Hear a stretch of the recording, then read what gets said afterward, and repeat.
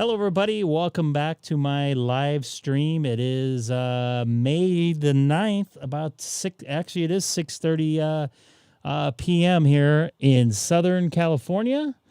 Got a little lighting issue. I should have tested that before I jumped on, but anyways, welcome back. We're going to do some live streaming of some sideband action here in Southern California. My name is Greg, K6EGG. I am in the city of Chino, located about 2 miles north of the Chino Airport. That gives you an idea if you know the Southern California area.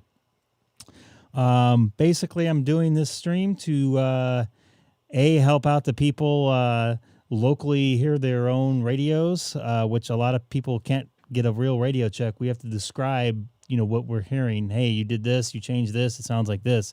This way you can hear it for yourself and do it in real time. Only got about a 1.5 second delay here for the local people, and also to increase awareness of the sideband is still active, and there are radios like the beautiful Icom 9700 that you can talk on sideband, and there's plenty of people, talking on sideband on a daily basis, at least here in Southern California. So you might be able, if you live in a different area of the country or world for that matter, maybe jumping on, a couple people see this, whatever, and jump on, and they can start talking on sideband, and it'll become active in your area again. So anyways, we'll get to some of the live action here in Southern California. This is Greg, K6EGG. Oh, okay. Well, real good. Yeah, well, once I get it all back together and we'll get out and play a little bit and see how it works. And then he gets on Catalina. He goes to FM call frequency. He don't go to sideband right away. He just, and he goes to Catalina. And he goes on Catalina frequency. He's on the call frequency. By the way, I'm pretty tired today, if you could tell. It's been a long couple days. Later, he might pop up on sideband, like, 8 o'clock on. But otherwise, that's where you're going to catch him there.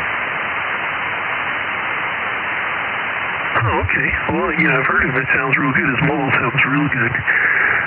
But I didn't realize he was in Mission Viejo, so that's a nice job. I think what I want to do, I want to be able to drive out to 91 to see if I can still be heard through the canyon. Oh, there ain't no doubt in my mind. You sound good here in the city of Chino. Yeah. Well, you heard me driving the K IC-9700, yeah. No, I think with that setup, you gotta get out further than that. You gotta get way out there. I mean, way out there. Like Victorville or something like that, way out there. Yeah, we'll do. Well, I know I was happy to see that I was, making it to Rolling Heights on 50 watts. So it's kind of scratchy, but when I turned on the amplifier, I went up to, I think it was about an S7 or so. He told me. But how was the receive? Was you receiving or scratchy? No, my receive was good. He was coming in good. He's off about 10 kcs, but he sounds awesome. I believe that's Ward. Man, I always mess up his call sign. I hate that. They're receiving him good, but he wasn't receiving me too well on barefoot 50 watts. But when I put a little power behind WWD. up to 7 or so, he said, and it was all good. So who knows? But Rolling Heights over the hill, and where my truck was parked in front of my house, and I'm surrounded by 2 stories. Yeah, some of those guys I talk to, they don't even got a good antenna to begin with. Yeah, and I was using the 5/8 wave. Yeah, so I wouldn't even worry about that. Yeah, the true test is when you talk to AJ60 and pound that signal. All right, there I go. I have it as W6WWD. Been a long week. Easy. Well, we'll definitely do those tests when it's done. But, I just want to appreciate you. I knew you were busy, but I thought I'd let you know that it does talk. It does talk, and I just got to get it all buttoned up back together. But, again, not rushing it. I don't have to drive it every day, so I'm just going to leave it alone, and we'll probably work on it during the week, and hopefully by next weekend we'll be able to take a little drive out to see how it works. Yeah, you got to Make sure you ground that head crack. Get that out before I do any more matching. You know you're matching, ground it, because if you ground that thing down, your match will come down. Yeah, I got to figure out where to ground it to. I mean, obviously it's got the bolts that attach it to the bed, but other than that, there's, unless I drill into the back of it, which I'd have to remove it, so I'm going to have to figure out where. Yeah, bolted on both sides. Double bolted on each side. Double bolted to the bed, double bolted to the headache rack on both sides. So that's 1, 2, 3, 4, 5, 6, 7, 8 bolts and nuts. All right. Yeah, no, I got you. We'll get there. We'll get there. But boy, every time you think you had it planned out, there's always something. Yeah, then take your radio kit with you. Don't put them on you, and then go drive around, and I'll give you all the signal reports, and then slap the radios on there. I know that thing's going to be walking and talking. Oh, I know. It's going to be screaming. You're going to be a lot louder than a lot of base stations. I predict 95% you'll be louder than all these base stations out here. Louder than me?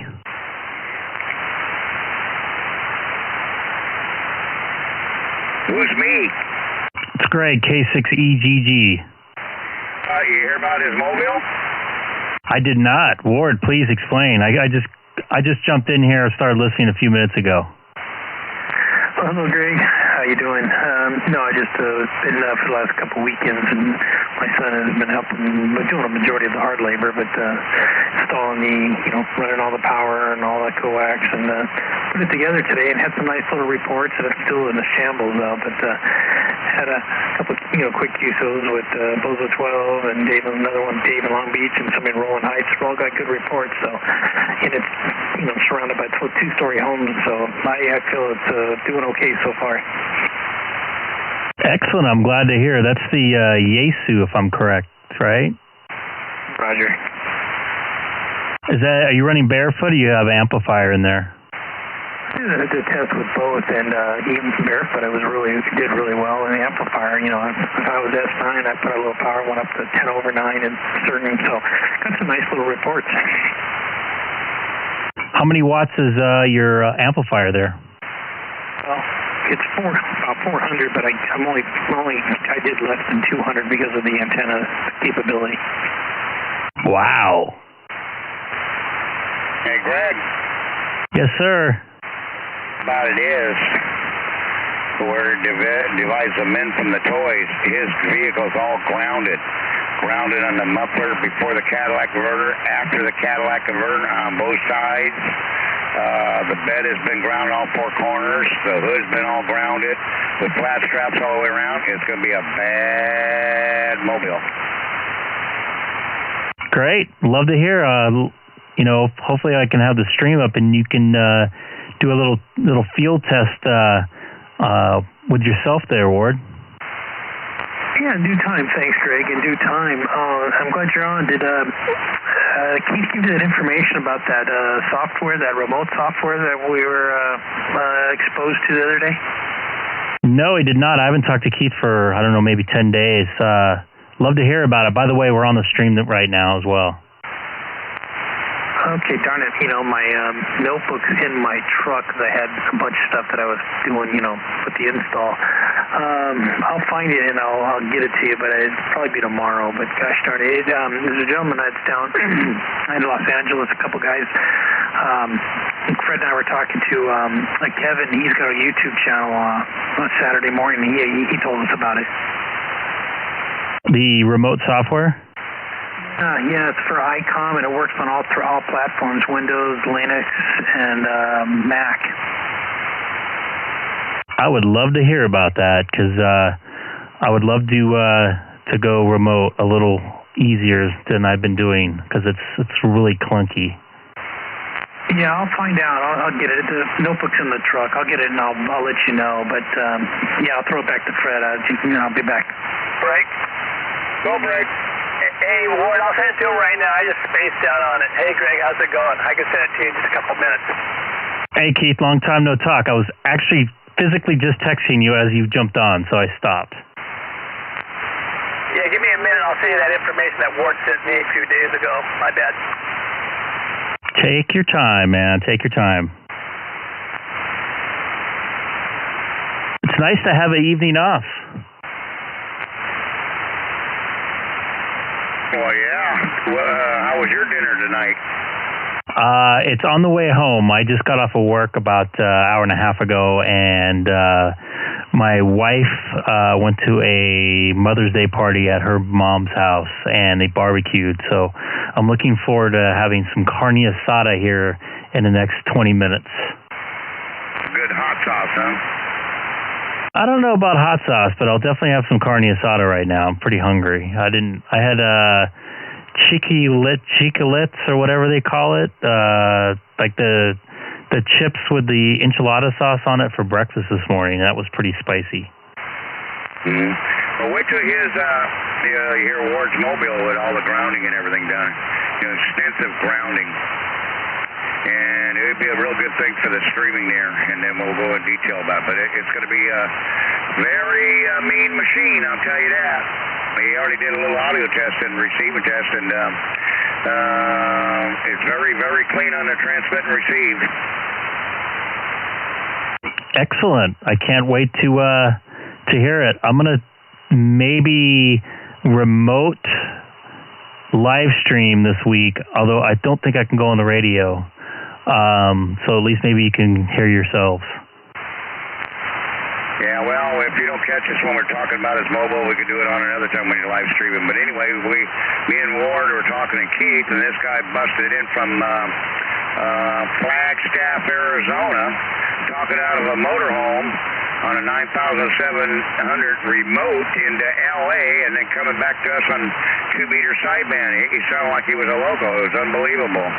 And he gave us the software, said it's a free software download, and he asked us for permission to soundtrack us and everything, and we said yes, and we're going to be on one of his YouTube videos.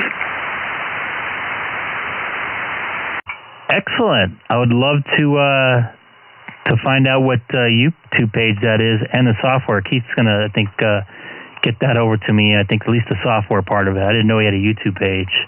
So that's pretty cool. Ready to copy his call sign? I have it right here. Sure, go for it. His call sign is Kilo Bravo Niner Romeo Lima Whiskey. I say again, Kilo Bravo Niner Romeo Lima Whiskey. Copy, KB9RLW. I'm going to go get my iPad and take a look at that real quick. Oh, yeah, he's got a lot of videos made up, too. So I'll be right back.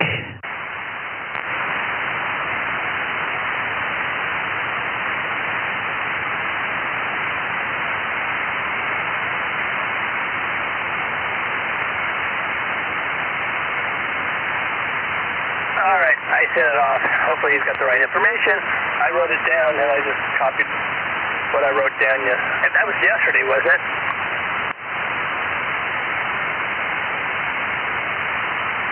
Yesterday or the day before, I don't know. Yeah, I want to say it was Saturday morning. Yeah, I looked up his call. I forgot where he's at again. He's back east somewhere.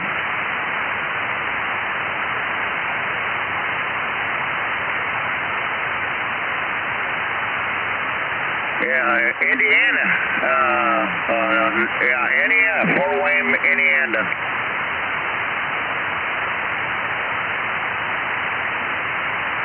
All right. I'm going to go look at his YouTube channel here.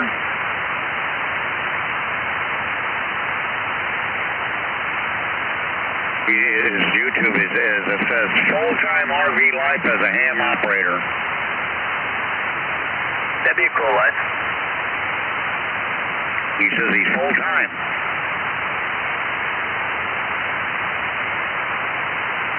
Hey, Fred. Yeah. He posted up a video of our QSO, like you said he was going to. It's on there now. I'll send it to you. Yeah, send it to me. I'd like to see it, yeah.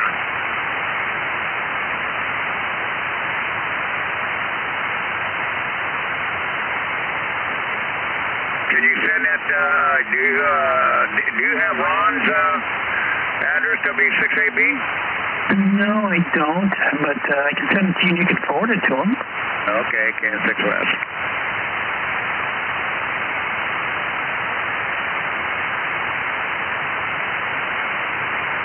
Well, he's talking to that other guy in England, the ex-commander. I don't know what you're referring to. The guy we talked to on the radio the other day at Flagstaff. I'm watching one of his YouTubes here, and he's talking about DX Commander in England. They're talking on a YouTube channel here together. Oh, okay, yeah. Okay, yeah. No, he wasn't in Flagstaff. He was in Kingman, if I recall correctly. Kingman, Arizona. Oh, yeah, right. Okay, Kingman. Flagstaff, Kingman. Okay, they're pretty close together, yeah. But anyway, these two guys are here talking to each other.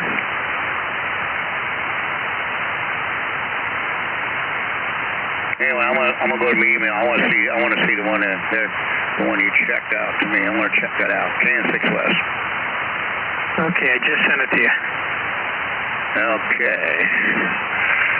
Not here yet. The mail was slow. Really enjoy your channel and the way you go about it. See it. You're here.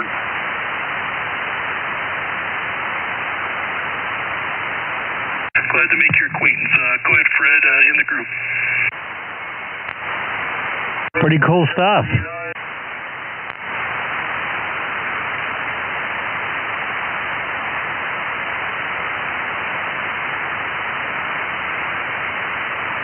So what I'm doing right here is a Fred KN6OS and W6WWD. 45.1 thousand subscribers. Make contact with KB9RLW, and he was doing a demo on some software, which is actually pretty cool. I'm going to try to download it myself, and maybe I can use it when I'm at work, when I'm, of course, free. Maybe at lunch, I mean. And I'll get you guys the info here in a few minutes and see how this works. Unfortunately, I'm not going to have time to mess with it tonight. Are you talking about his channel or Greg's channel? No, his channel. Well, he's got ham radio free and open source remote operations of many Icom radios. And that's what the YouTube video is named. And there's 613 views and 107 thumbs up. No thumbs down for him. Yeah, 600 some views. Okay, I'm going to list it. K6 West. Well, that's the stuff I was talking to you about, Greg. So thank you, Keith. Good hearing you, too, for sending it to Greg. Maybe this stuff might be not as clunky.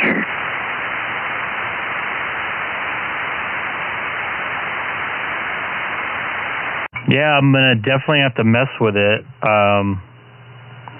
It looks really fun to and easier to do than the last couple of softwares I've been messed with. Oh, Roger. Yeah, he gave me a call. Well, good. Yeah, Keith sent it to you because I didn't quite recall exactly the gentleman out of Los Angeles, but good to know. Yeah, hopefully it'll make things a little easier for you.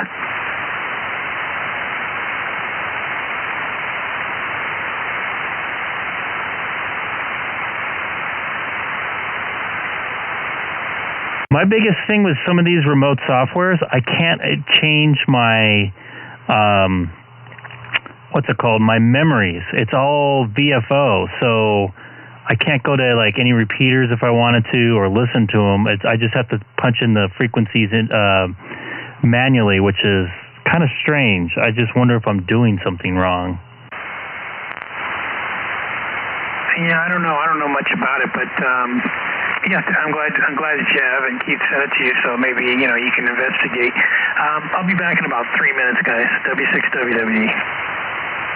Thanks for the info. Nice talking to you, Ward.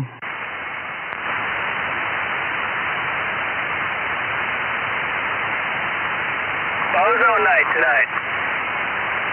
Oh yeah, that's in 10 minutes. Probably right there in my dinner.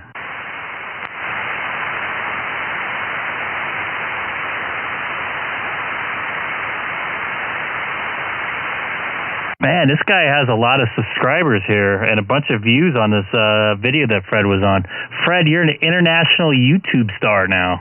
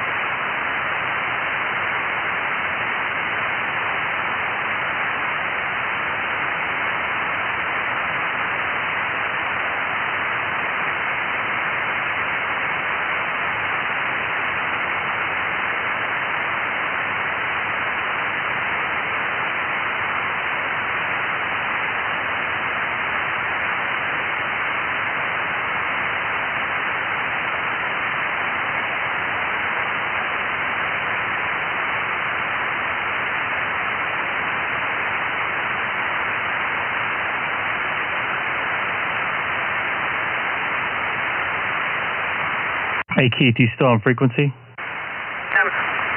Have you tried downloading this yet, that software? That guy has some good info on his website, by the way, on his YouTube page. No, I just got, this just happened yesterday morning, and I haven't looked into it at all. I don't know if it's something that would be beneficial for me or not, but it might be beneficial for you for this life, for the remote thing, right? Oh, yeah, absolutely. It looks a lot smoother as he, meaning Kevin, KB9RLW described on his YouTube page, that it's pretty straightforward, and it looks not clunky like the Icom RB whatever 1 software that I've been using. And I guess it's a free source too. Yeah, I'm gonna try downloading it tomorrow and maybe giving it a try at work. Yeah, very cool. Yeah, we kind of missed each other. I know that you were on Thursday night, and I was at a session, and then you texted me that you're on live, I think earlier in the week, and that day I had left my phone. I temporarily lost my cell phone, and it was left in my classroom. So when you texted me, I had no phone, and I had to use that app to find my phone just to find it, because I couldn't figure out where it went. Then I finally realized it was in the classroom overnight. So that's why I didn't meet up with you that night anyway. I didn't have the phone to see the message. Totally understand. I know how it goes.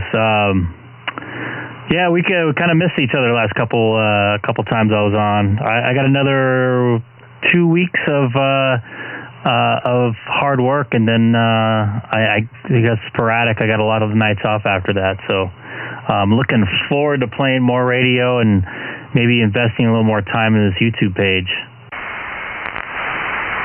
Yeah, roger that. Yeah. Well, you knew you were going to have that workload, and you're gearing up for it, which you've done a great job. And so a couple more weeks, and you'll have a little more time on your hands, I guess. Oh yeah, I'm planning on smoking some meat,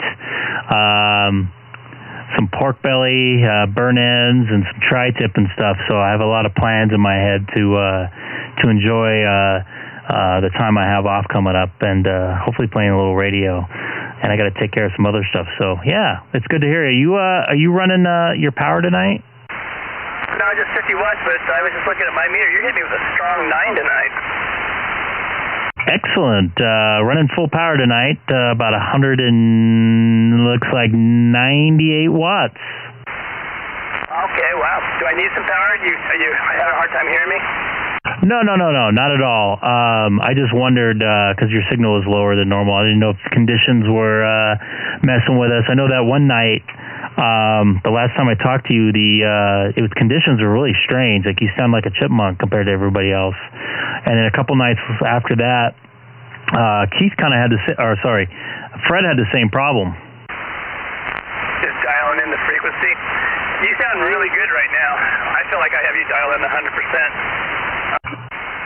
So that's where I'm going with. I'm very happy with the signal, and I accidentally keyed over you for a quick second. I thought you were done. Excuse me, I thought you were done, but everything sounds pretty good. Unfortunately, I'm going to step off for a few minutes so I can grab some dinner. Enjoy my Mother's Day dinner / barbecue lunch that I missed. So I'll be back probably in a few minutes. Are you guys going to be up on 270 later? Hey, that's what we usually do after the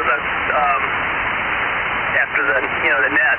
So yeah, hopefully you get that in time where you can check in the net, and then we'll see you at 270. Hey, Greg? Copy that, Keith. Yeah, go ahead, Fred. I don't know if you watched the whole video, but I mentioned your YouTube site there several times. So everybody's watching that. They're going to know more about you, so you're probably going to start getting more hits. And that was pretty good what I did. He's got me saying your YouTube streaming. Excellent. I just caught a little part of that. I didn't hear you plug it at all, but I do appreciate it. I did notice I got a couple more subscribers all of a sudden, which was kind of strange to me, but now I know why. So I appreciate it. I'm going to check that out when I'm eating dinner maybe. So I'll be back in a few minutes. This is Greg, K6EGG, from the beautiful city of Chino, 2 miles north of the Chino airport. I'll be back in about 35 or so minutes. Get you back in 35 minutes there. Well, you're growing. I'm at the end of the video, toward the end of the video, you hear me talking about you. 73s, we'll catch you later. KS6 West, the voice of Cerritos, California. I'm floating up there. Who's ready to pick it up? You gonna check in the bozo? Yeah, I also heard you. He got you at the very beginning of the video there. You were in there several times through there. Or did you listen to the whole thing? Negative. No, I haven't. I saw it in the beginning. I thought, oh, that was interesting, but I didn't, Greg's stream, I was kind of watching history, so yeah, I'll look into watching that a little bit later, but yeah, that was so weird to run into him out of the blue. You never know who's out there. Yeah, he got you at the beginning of the video, and then he goes about how to set up the whole program. He gets into that, and then he goes back to the video that you hear him talking to guys in Texas and back east and all over. And after he's done with that, then he comes over to us, and he starts talking to you, and then me, and we're on the tail end of the video, way on the tail end. So you're at the very beginning, and we're at the very end. In the meantime, he's got other people in the middle and showing how to set up the program. QSL? Yeah, QSL. Well, okay, well, go check it out. I'm going to go over to 240 so we don't disrupt them, okay? Okay, who was that in the background I heard there?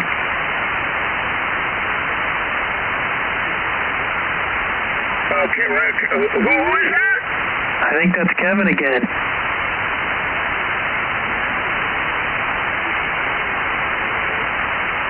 Is that you, Kevin?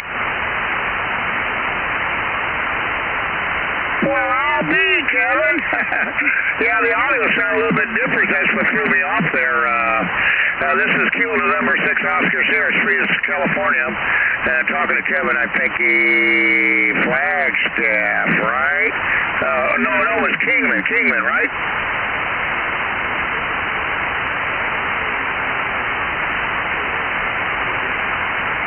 Yeah, tonight the audio is a little distorted tonight. I don't know why the audio is a little distorted. Are you still there, Warren? Whiskey 6, Whiskey Delta? Pick it up. Yeah. Hey, hi Kevin. How's it going?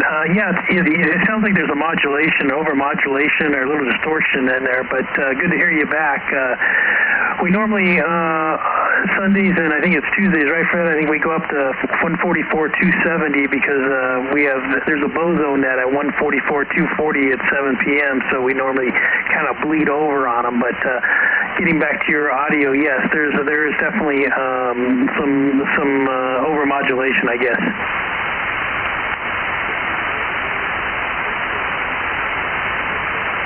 Yes, a lot better, a lot better.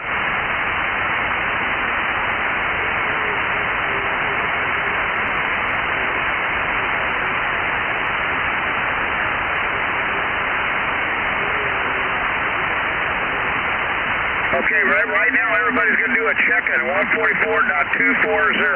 144.240. You might want to go over there and listen. There's going to be a check-in from Arizona, Nevada, all over Southern California, Northern California. This is going to go on from 7 o'clock to 8 o'clock. 7 o'clock to 8 o'clock. And after 8 o'clock tonight, they will come back to this frequency, QSL.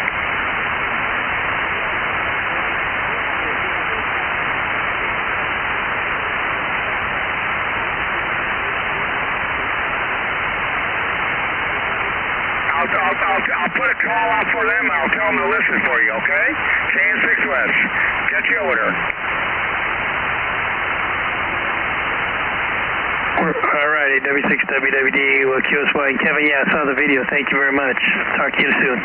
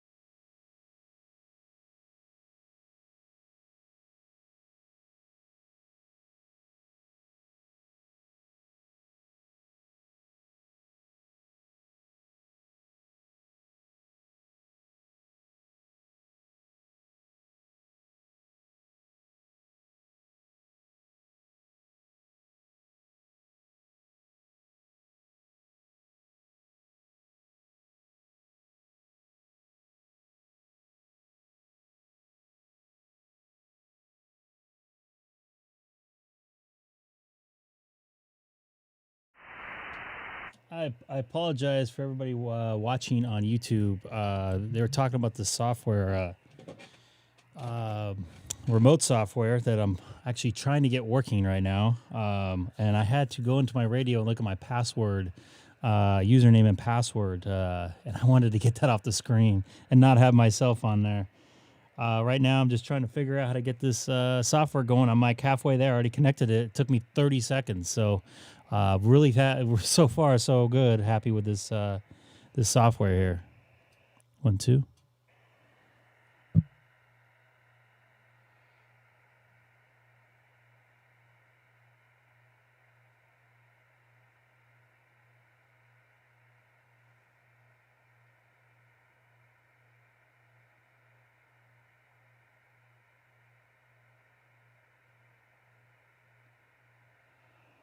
Alrighty here. Sorry about the delay.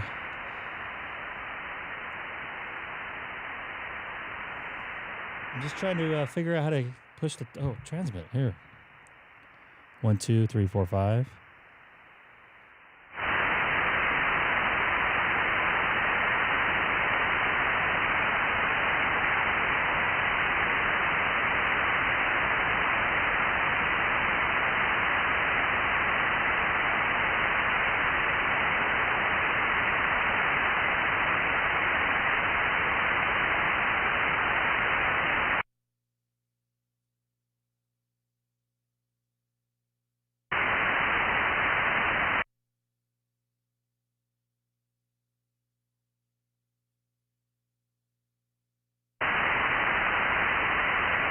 So I got it to transmit. Now I just got to somehow make sure that my audio goes through, which I'm trying to figure out.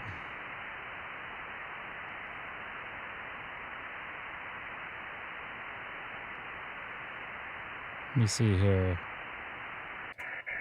1, 2, 3, 4, 5. Check, check, check. 1, 2, 3, 4, 5. Okay, so I got some audio going here. This is actually, I wish I could show you a screen of what I'm doing here, but I can't.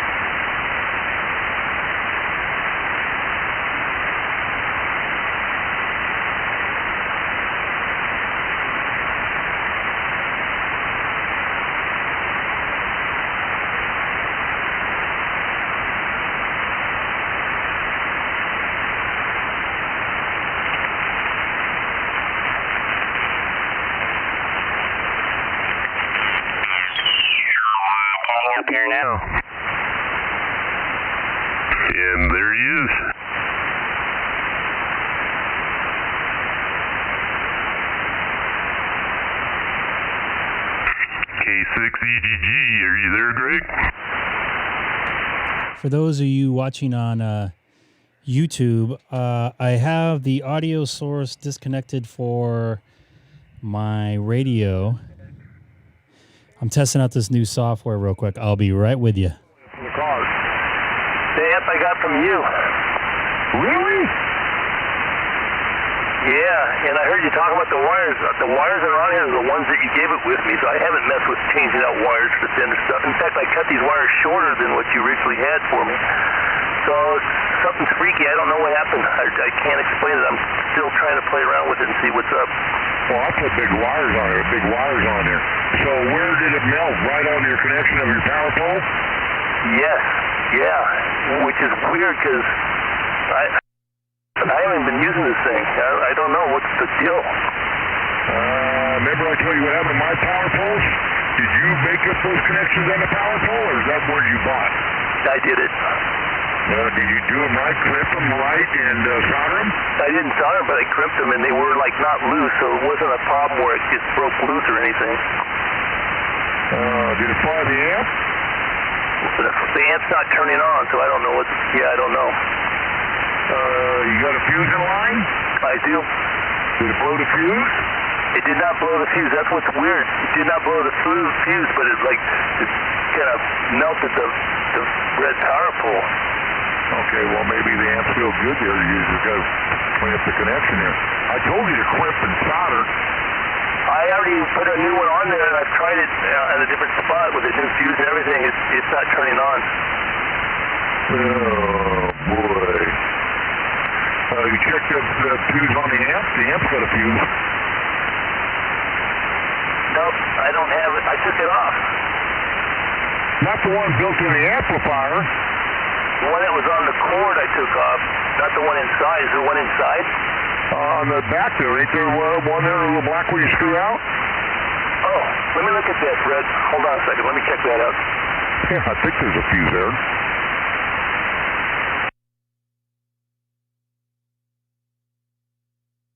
All right, let me do that right now. Let me unplug. I'm going to turn off for...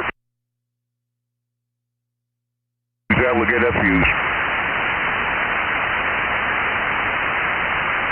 See, double fuse, double protection.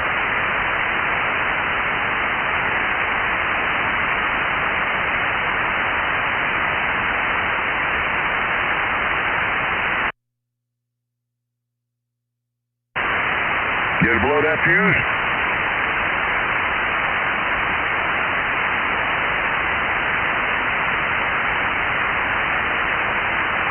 Okay, that fuse looks fine, Fred. You sure? You checked it with an ohmmeter? No.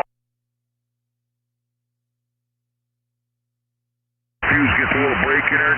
It's so fine the naked eye can hardly see it when the fuse blows. Put an ohmmeter across it. Okay, what am I looking for? 2 wires together goes beep. Well, then put the 2 ends of each wire each side. That thing should go beep. That means the fuse is good. If it don't beep, the fuse is blowing. All right, I thought reading on it. Okay, I'll give it a shot. Yeah.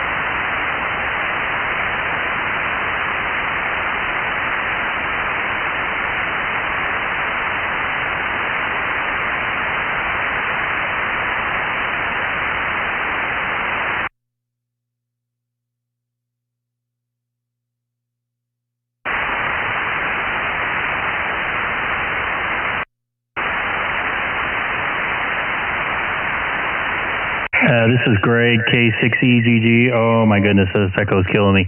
I'm trying to get this software to work. The remote software everybody was talking about a few minutes ago.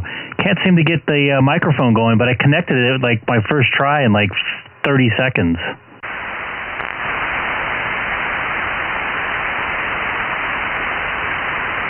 You're saying you got it to work already, but you're having a audio issue? Yeah, it's transmitting. Like I can listen to you guys on my computer, but I can control everything perfectly fine, but I can't talk.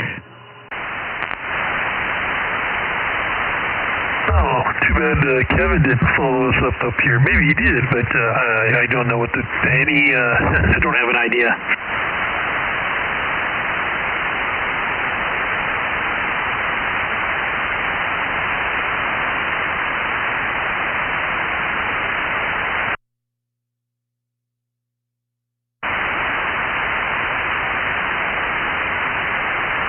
That's unfortunate.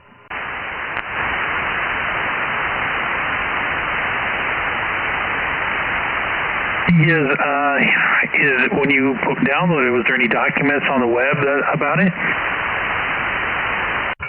Yeah, it was pretty straightforward. I have all the settings correct. I just don't think... Oh, you know what? I found something.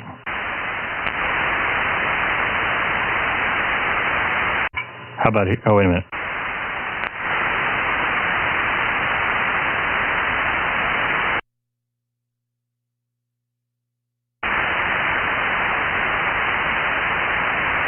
Nope, can't figure it out here for some reason.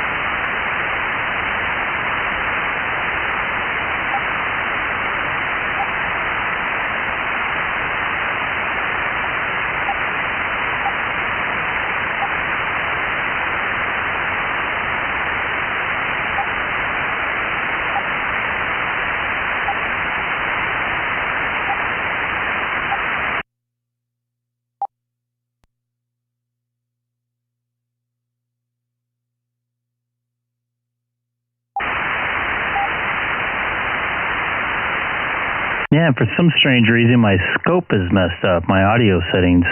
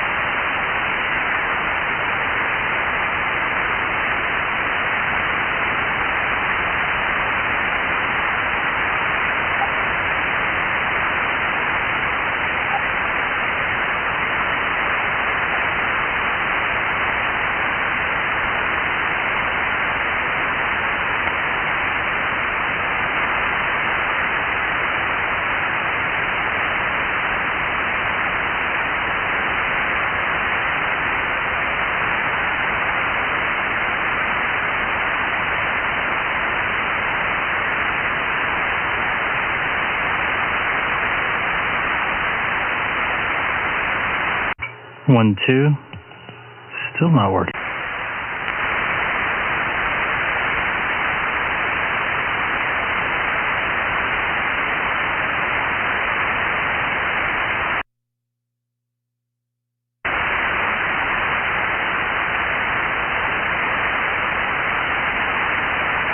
Hey Keith, did you blow the fuse? I'm not getting any signal on the power meter, so I don't know if I'm doing it right. So, I don't know yet. Okay, you got the on meter there?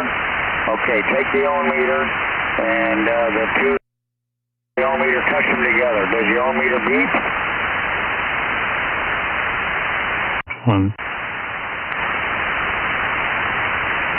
Nope, it doesn't register anything either when I do it. What don't register? The fuse or the ohm meter? The ohm meter, when I touch them together, it doesn't register or beep. I don't know if I have the, it's all these different settings. I don't know what setting I should put it on. Does it matter? Yes, it does. Hold the two wires together. Turn your knob till you hear a beep. Okay, hang on.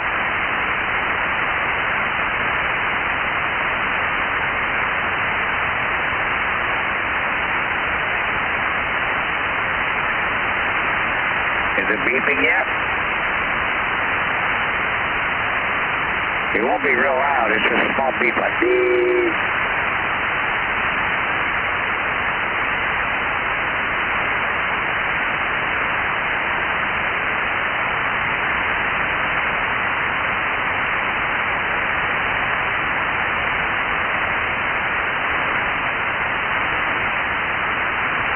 Is it beeping?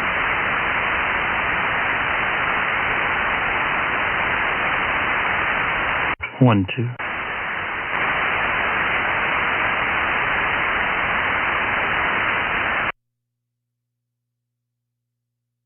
didn't get the beep? No, I can't get the beep.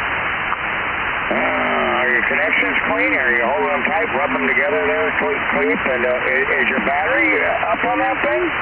Yeah, I mean, it's the digital display showing 0, 0, 0 and all that stuff, so I know battery's fine. Okay, when you put the leads off, what does the ohm meter read? Say again? When you're not touching leads together, what does the ohm meter say? 0, 0, Does it say anything?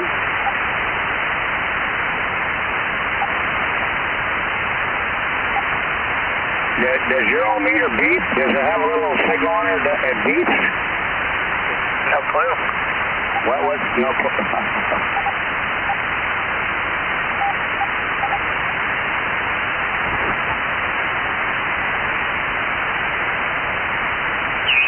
It's 0, 0, 0, right? Right. Okay, put one lead in each hand with your thumbs and fingers and squeeze it. What does it say then?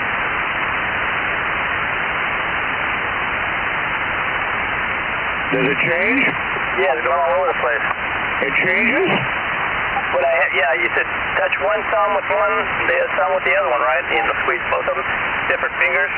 I did that. The numbers were changing all over the place. Okay, now take your fingers off it. It went back to 0 again, right? For those of you watching on the YouTube page, I apologize. Hold on a second. There we go. I apologize for the delay in talking. I was trying out some new remote software, which actually is working fairly well. But unfortunately, I cannot get my audio to pass. Still working on it. I'm a little tired, so I'm going to give it a rest for now. Get back to this radio. And by the way, if anybody knows how to get this, what's it called? Waterfall off, I would love to know how to do that. For some reason, now it's on, and I cannot get it off. All right, I'll turn the power way down so I don't bleed over people. Okay, success.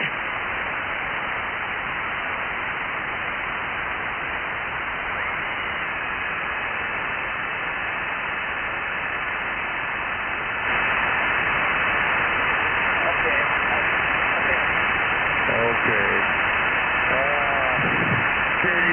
Can you send a picture of your own?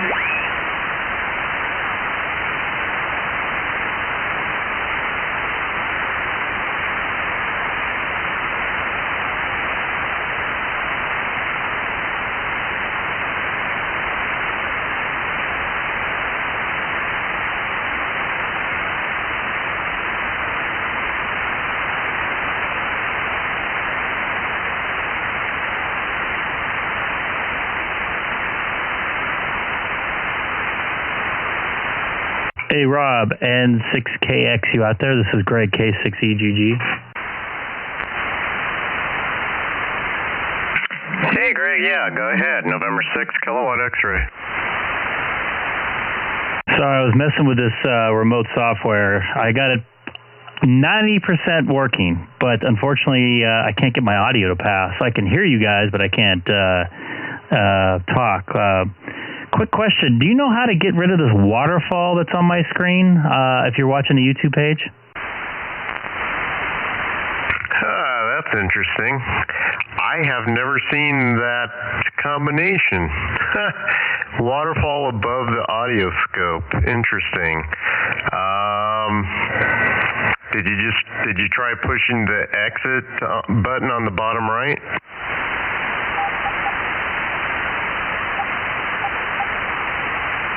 That's what I get. Interesting. Try, after hitting the exit screen, try hitting M scope button.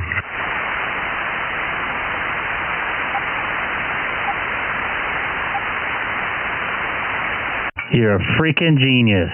I was about ready to smash my radio. I was all mad at myself. Thank you. I appreciate it. I'm sorry, I couldn't hear you. Could you repeat that part about something? I heard something about genius.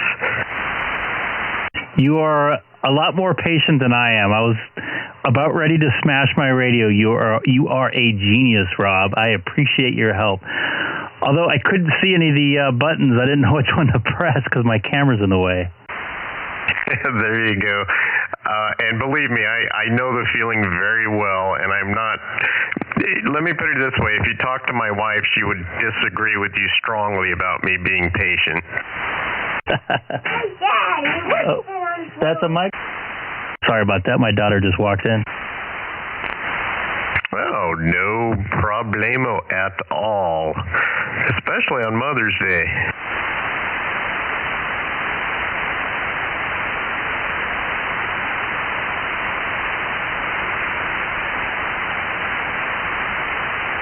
And she didn't have that much clothes on, so I had to get rid of the camera view. That's classic.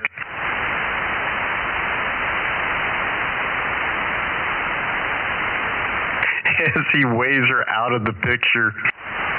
Yeah, I don't want to have my 3-year-old daughter walk on here naked. No, that would not be good. I'll close my office door real quick.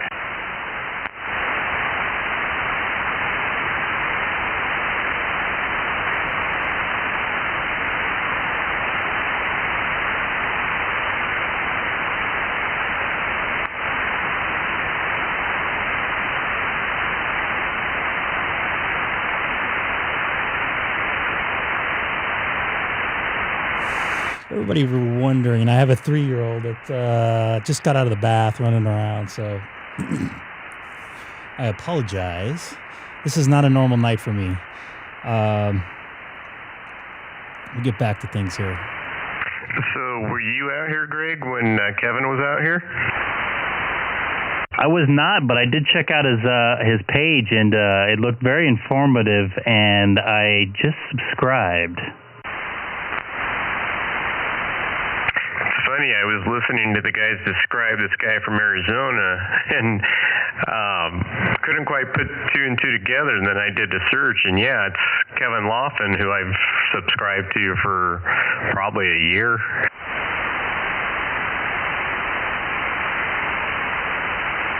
I've seen his videos, but I haven't actually subscribed. I don't subscribe to a lot of stuff because I start to get spammed and I lose the stuff I really want. So not to say I don't really want it, but just a little bit too much, slamming to me when I open up my page. Yeah, absolutely. I know exactly what you mean. But yeah, his stuff is pretty good. He's in Quartzsite a lot, which my in-laws actually live in Quartzsite, which is a little town. And when I say little, I mean a little, right across the California-Arizona border.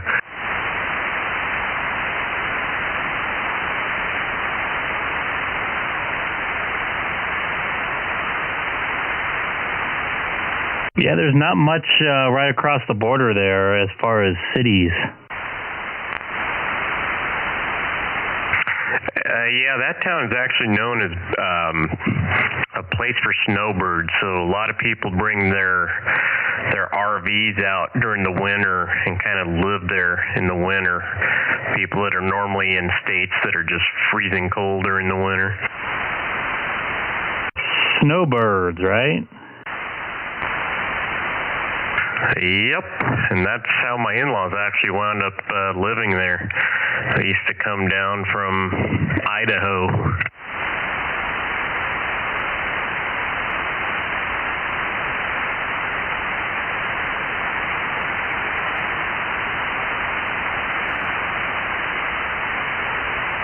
So did you check into the BozoNet? Actually, I have not checked into the BozoNet, and I totally spaced on that. Yeah, I'm not surprised. I saw your channel pop up that you were live streaming, and it was stuck on 250 even after 7 o'clock. Yeah, I went downstairs to get my laptop. I have my... Daddy, please record it with the one, please. You want to say hi? Say hi to Rob. Hi. Hello, how was your Mother's Day? Phone. Please find a small microphone. What did she say? Something about a microphone? She wants her own microphone. Well, I don't blame her. She gets on this thing and starts licking it. She thinks it's like an ice cream. Oh my, in that case, her own microphone might be the way to go.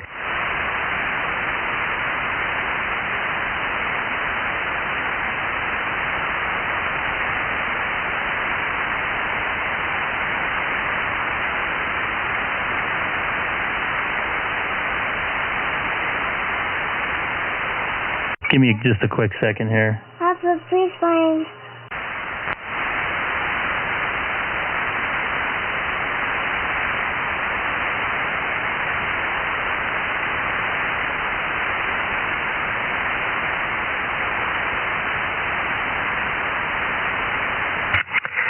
November 6th, kilowatt X-ray, Rob in Riverside. Anybody else out there? Ward, you still there? W6WWD, yeah, just copy in the mail, just sitting here, just doing some relaxing. Yeah, roger on that. Anybody else out there? Listen, why don't we take a roll call? November 6th, kilowatt X-ray, Rob in Riverside. Well, W6WWD, Ward in Cypress. K6EGG in the city of Chino that's going to be going... my daughter just tried giving my callers out. I'll be back in just a sec. All right, sounds good, Greg. Sounds like Greg might have to spring for one of those Heil pink microphones, you know? Get her own little microphone, but it's got to be pink, right? Yeah, absolutely. That would be perfect. Sorry to set you up, Greg.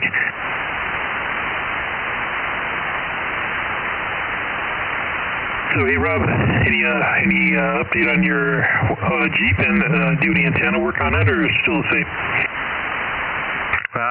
I've been so busy and, busy with other hobbies as well. I just have not been motivated to get out there and work on that antenna. No, I hear you. There's always 100 things to do and not enough time in the day. Yeah, I get it.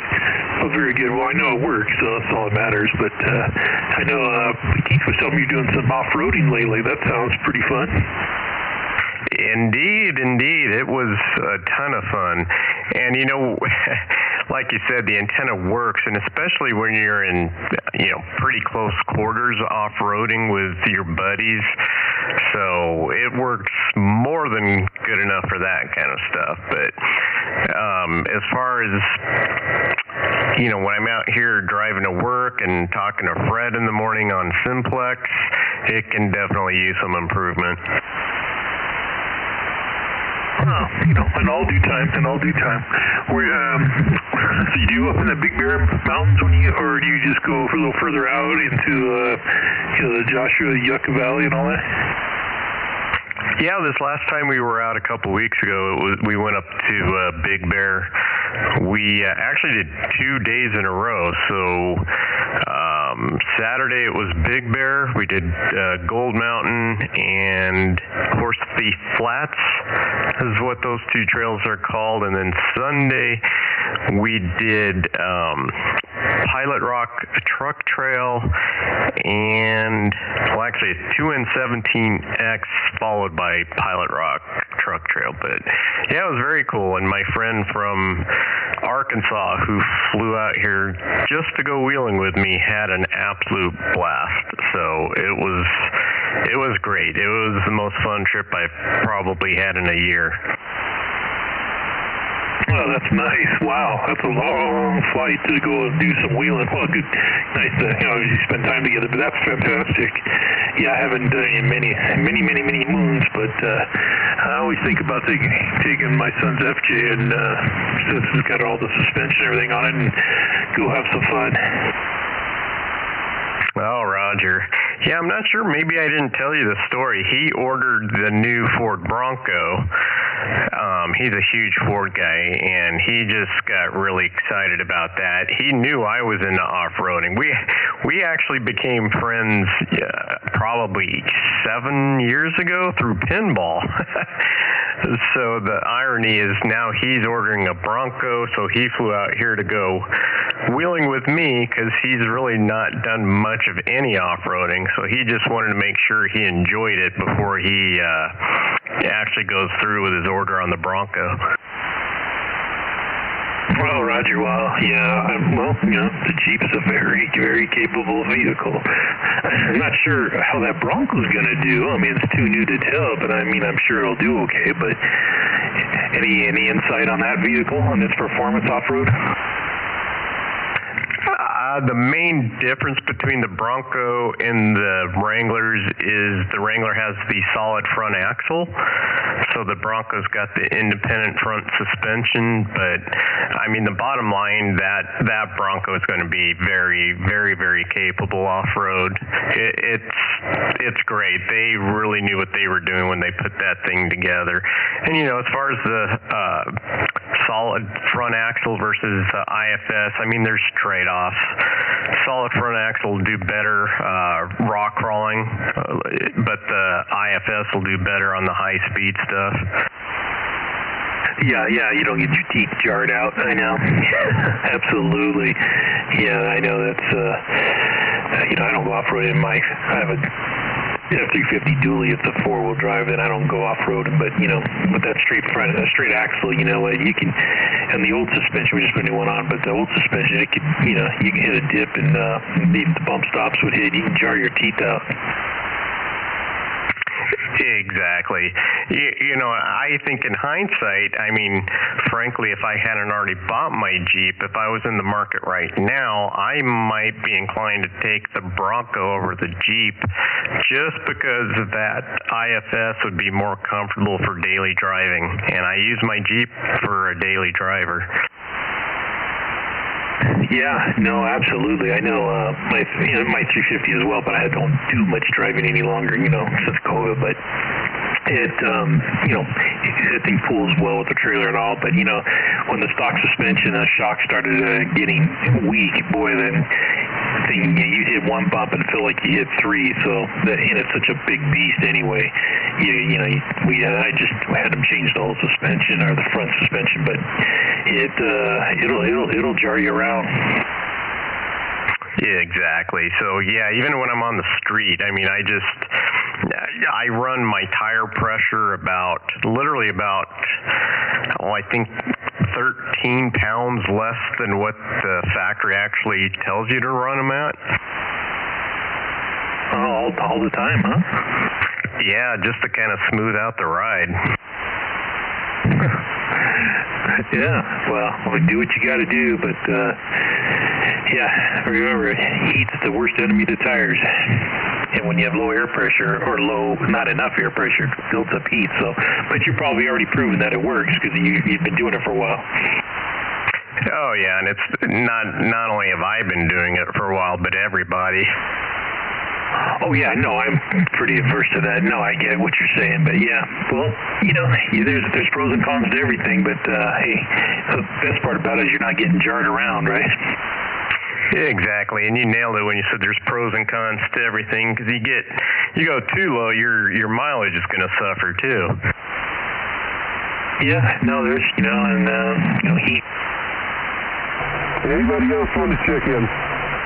463. 463. Good evening. Good evening. Just late, almost late check-in. I had 4 minutes left. Just let you guys know I'm doing a live stream tonight on YouTube, K6EGG, so if you guys want to check it out. Everybody take care. We're on the net tonight. This is Greg, 463 from Chino. Got you here, Greg. Thanks for checking in. I hope you had a good Mother's Day and have a good weekend. I did, and I hope you guys did too. All right, anybody else want to check in? And that being oversprung is a good way to flop. Yeah. Hey, I made it into the bozo net. Almost didn't make it, but I did make it today. Maybe I'll try it Wednesday as well. Looking for comfortability, in the city, and just driving around, it changed. Really changed it a lot. So I'm all into comfort. Oh, absolutely. Absolutely. And yeah, I didn't mean to imply you were taking that sucker off road. I'm just talking about the guys on the Jeeps that put the coilovers on the Jeeps. Some people say stay away from it if you're doing heavy duty rock crawling because they're oversprung. But for high speed stuff, man, it's great. And driving on the street, it's way smoother. Hey, there's a comment in there.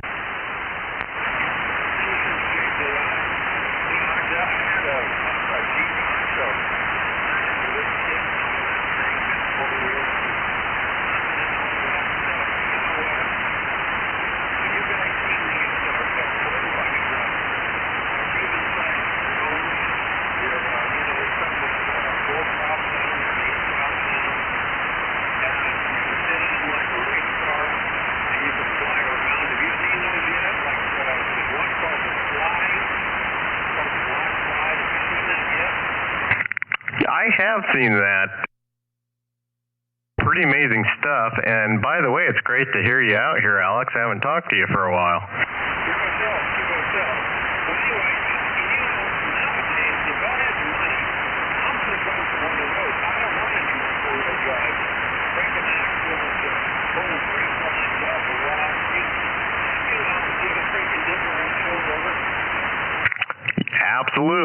Absolutely. It's the expectations, and part of the fun is breaking stuff on the trail and figuring out a way to fix it.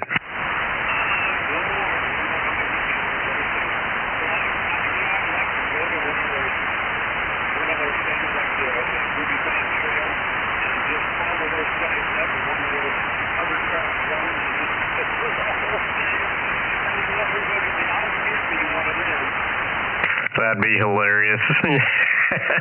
Yeah, just point down at them when they break down and laugh.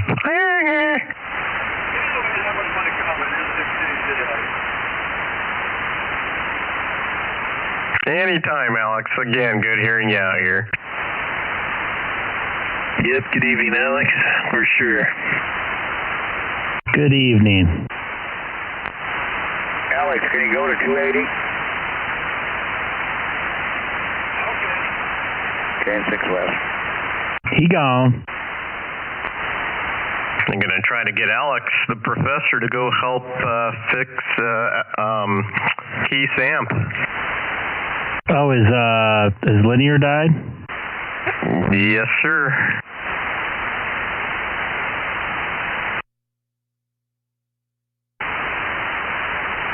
No, I got friends crashing all over me. Oh, yeah, 280's not far enough. You want to go down to 250? I'm good. I'll give him a hard time about it. The bozo net's over. Oh, I'm up to whatever. It doesn't matter. I'll go up or down. I won't be out here for too much longer, but I'll follow suit. So I'm starting to mess with the software again because I can't get over how easy it is. This remote software that everybody was talking about. I wish I can get this mic to work. Everything works perfectly fine except my microphone. Well, I'll say this, and I don't know anything about it. Kevin jumped on 250 a little while ago before the Bozo net, and he came on. He was horribly distorted or overmodulated, and he had to turn his mic gain down. Not that the problem is, I know your problem is you can't get it to work, but it was, so there might be some little bit of settings in there, but I'm glad to see that you've got most of it worked out. I mean, if you've got this far, I'm sure you'll figure it out. I hope so, because this seems to be running a lot better than the software I was using at the hotel room, and I had the same problem with that other software where my audio was like horribly distorted. Andy talked me into sounding halfway decent, and he said I almost sounded like I did at home. Oh, Roger. Yeah, no, Kevin sounded real good on Saturday. If you look at, I don't know if you hear it on his video, but talking to him, he sounded really good. And today, when he first got on, he was over-modulated, distorted. He backed it down, and then he sounded good. And he was on the Bozo net, and so he sounded very good. So I'm not sure. I don't know what's the cause of the issue right now, but hopefully, if not, maybe on Kevin's video, he did list the three gentlemen who either developed or that he might be able to reach out. Yeah, I might do that because this software seems to be. I would pay for the software. It's so easy to set up. I mean, literally, it was 30 seconds, and I connected to my radio. So. Obviously, I had the server set up already, so that was half the battle. But, yeah, I would love to maybe reach out to those guys. I was hoping he would come on frequency. That's why I was thinking about going back to 250 because he might think we're there. Yeah, if you guys want to go down 250, I can send Fred a text and tell him, hey, we moved down. Copy that. I'm going to QSY to 144.250 upper sideband. Okay, I'll QSY as well, W6.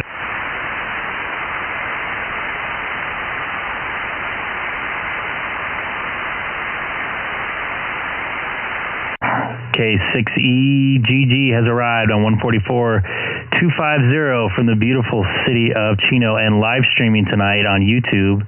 If you look up K6EGG live, you should be able to, should come up right away.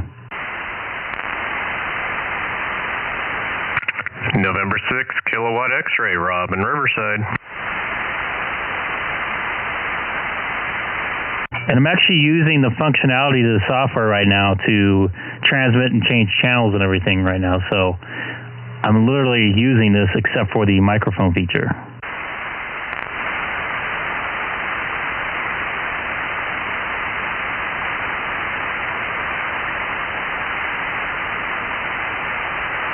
Well, everything else seems to be working then, huh?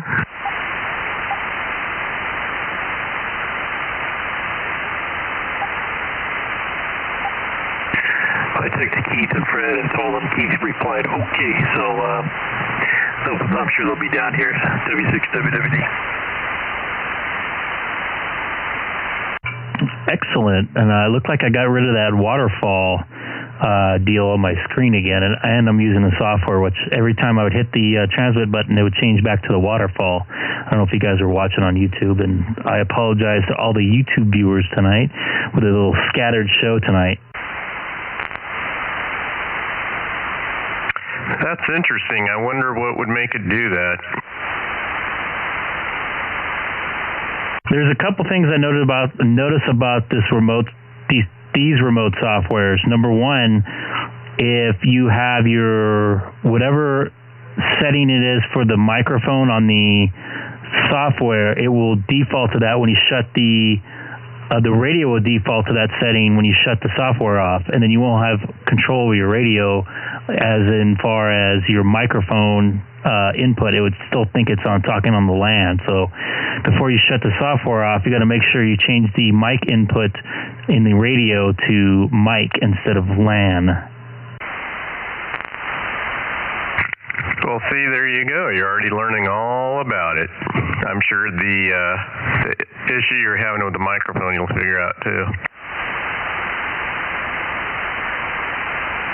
That one has me scratching my head because everything I'm looking at on this is right. So I might try restarting my computer real quick and see if that helps.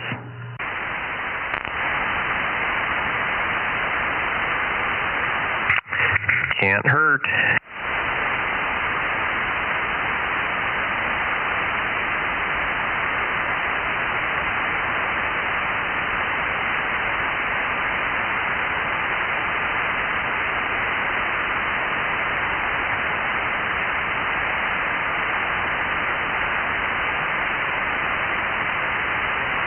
K6EGG, anybody home? We got you in there, Keith. All right, I need to do a linear check. You guys okay with that? This is what we're here for, buddy. No linears allowed on this frequency, sorry. Except mine. 3, this is no power, no power. Yep, we got you no power. Power, testing 1, 2, 3, 4, 5. 2 S units difference in Riverside. 3 for Chino. So happy. The strangest thing happened. I don't know if you even heard what happened, but the strangest thing ever happened with this thing. All I heard is it wasn't working. The power pole just melted and fried. I can't believe it didn't blow a fuse or nothing.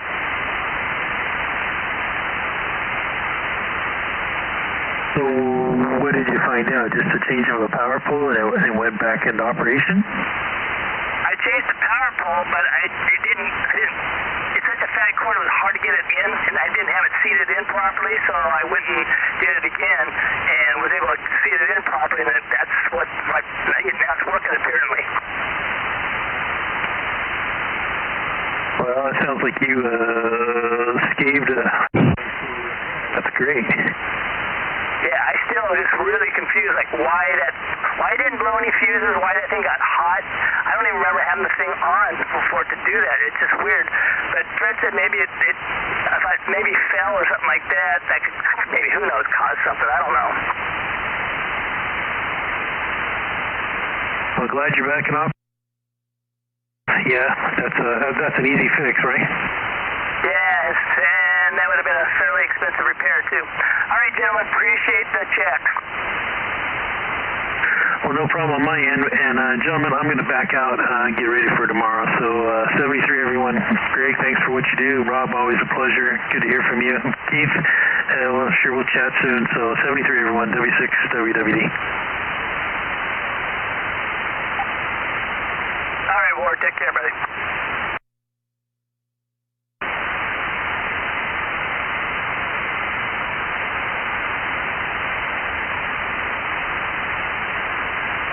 Take care, Ward. Have a good night. Wow, there was a big echo that time, Greg. Yeah, I'm trying to work on this remote software here. That's probably sound like a CB. Breaker 19, breaker 19. Come on in.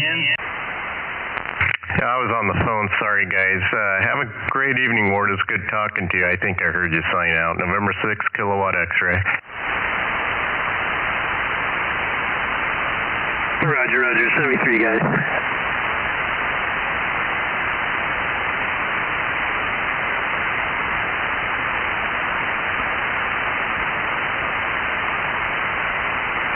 Yeah, you definitely had some echo or reverb going on there, Greg. Echoplex, remember those?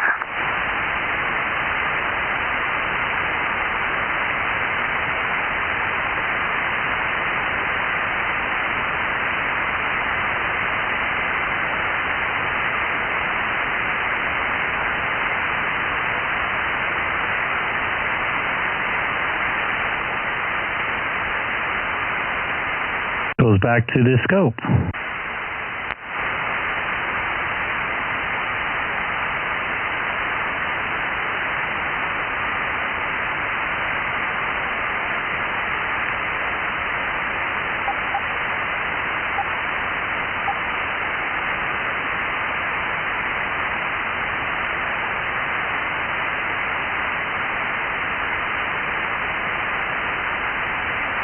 This software will be 100% if I can get this microphone to work.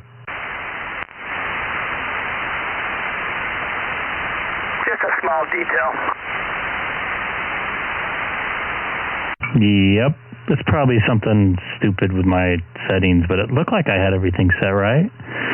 Although I had a problem with the other software with the microphone too, and I can't remember what I did to fix it.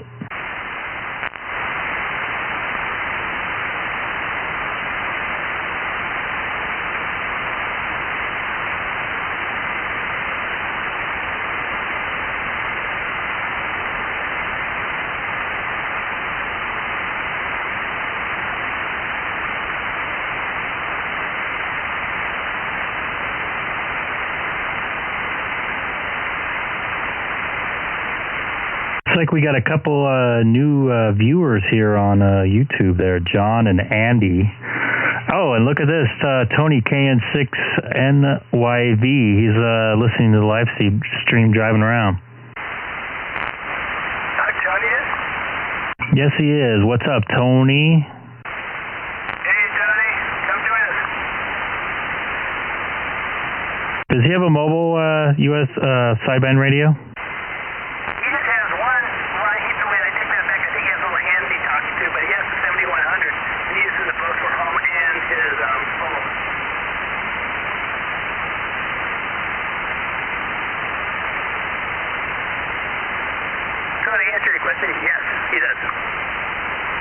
His handy talkie has sideband? No, but the 7100 is what he uses at home and in his mobile.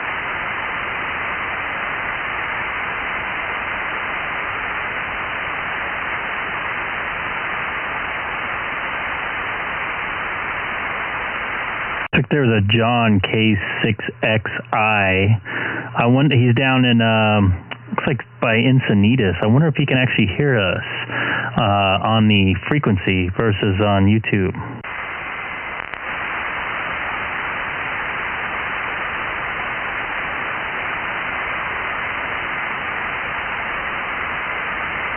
I'm going to turn on the YouTube, see how it sounds today with my new linear, my new old linear that I fixed. You're lucky you didn't have a fire there, pal. It's just the oddest thing. The linear itself is fused, you know, and then it's fused again into the distribution center with power poles, and it didn't blow any of the fuses. It's just like, I'm perplexed.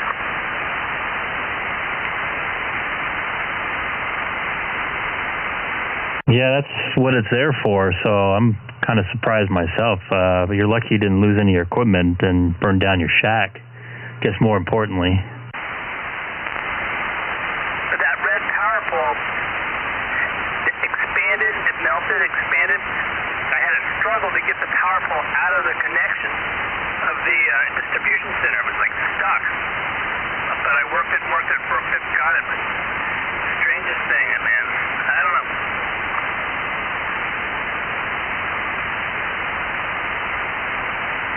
I still like power poles, though. Yeah, I remember that one you sent a link to. What was the name of it again? The distribution thing? Yeah.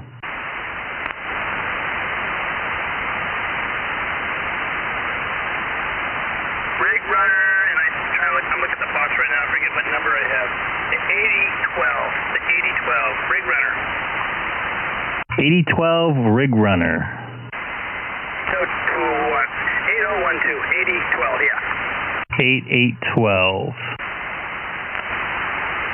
No, 8012. 8012, sorry. 8012.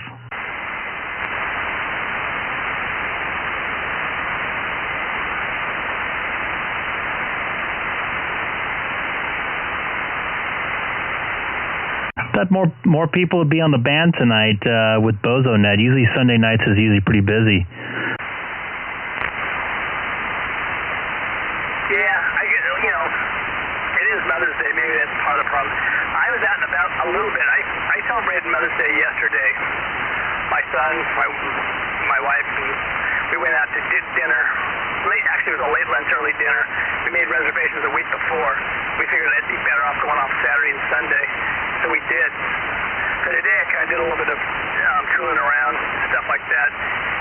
And I went up to Signal Hill because I had to go to Dazo, this little store, to get a few things. And Signal Hill was just like 2 miles away, so I went up there. It was dead up there. Usually there's like a ton of people exercising, jogging, hiking, blah, blah, blah. It was just dead. So, yeah, I think a lot of people, maybe from celebrating, they're just, a little dead. I don't blame them. I should have texted you today. I was up over in downtown LA, up on top of a hill. I didn't even think about jumping on my radio, so out there in a couple weeks, so maybe I'll give it a try then.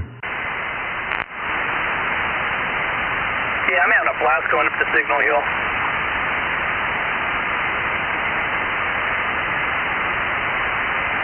Yeah, I used to go up on if you know the Rancho Cucamonga area, the top of Haven, and try to make some contacts up there as well as Chino Hills. More recently, Chino Hills, but I only get like one area, like kind of east. I don't get anything west at all or anything north. Oh yeah, I went to JP College. That's where I actually got my AA degree, and I remember when there was nothing up there. So I know Haven pretty well. I think that's what JP College is on, Haven, if I'm not mistaken. You are correct, and it's almost at the top of Haven. If anybody knows the area, I think it's probably less than a mile away.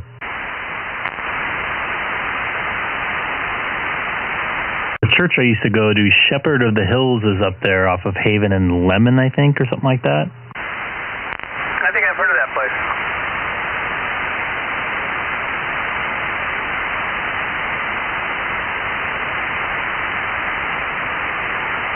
Do you do power poles at all, Greg? No, I have everything on separate power supplies. Hey, is Rob still out there? Robbie still out there? Yeah, I'm still here.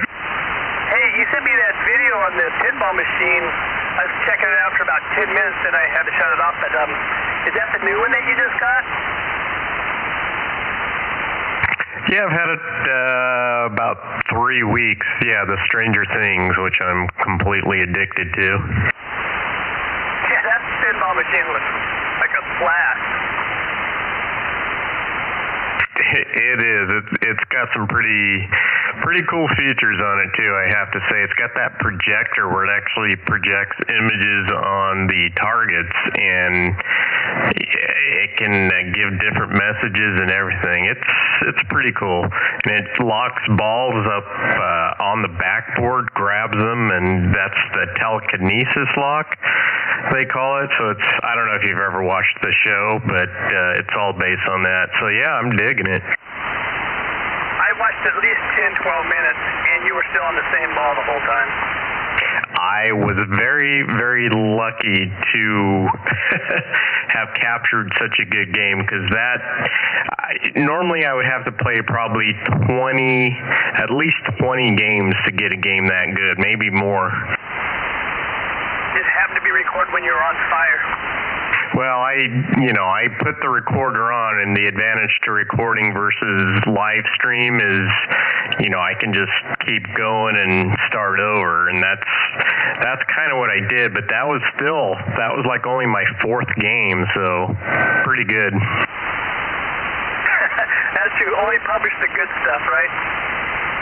Well, it's one of those things too that I wasn't going to spend all day doing it, and I was just going to take the best game, after trying for however long. I wasn't just going to keep going all day until I had a crazy score. So again, I just felt pretty lucky that I got one that quick. I was only watching it on my phone. I want to watch it again where I can put it on like the monitor or maybe my TV. But what was I going to ask you? Oh, does it have that feature where it throws extra balls down? I couldn't tell because there were some things that were going pretty fast there for a while. Oh yeah, absolutely. Like I said, it locks balls like on the backboard. It just grabs them, and you'll see like 3 balls stuck on the very back upper left. And when you get 3 of them up there, that starts multi-ball, and you can get up to 6 balls going at the same time. Okay, well you did that a couple times, I noticed. Very cool. That's a cool pinball machine. I've never seen one with a little speeder. That sounds sweet. It's addicting, I'll tell you that. Very, very addicting. Was that the one you told me cost like $9,500? No, that's the Guns N' Roses, which I haven't even got yet. That probably won't even be here till the end of summer because it's in such high demand. Can I be nosy and ask possibly what the one that you were playing cost? I'm sorry, say it again? Can I be nosy and ask what that one cost? I bought that one used, but it was still, that one's see, they sell 3 different models. There's the Pro Edition, which is the bottom cheapest one. Then there's the Premium, which is the middle. And then there's the Limited Edition, which is the higher end. So that one's a limited edition. So they do things like you'll see on the video, the purple powder coating on the trim, stuff like that. So that one I bought used for $8,000.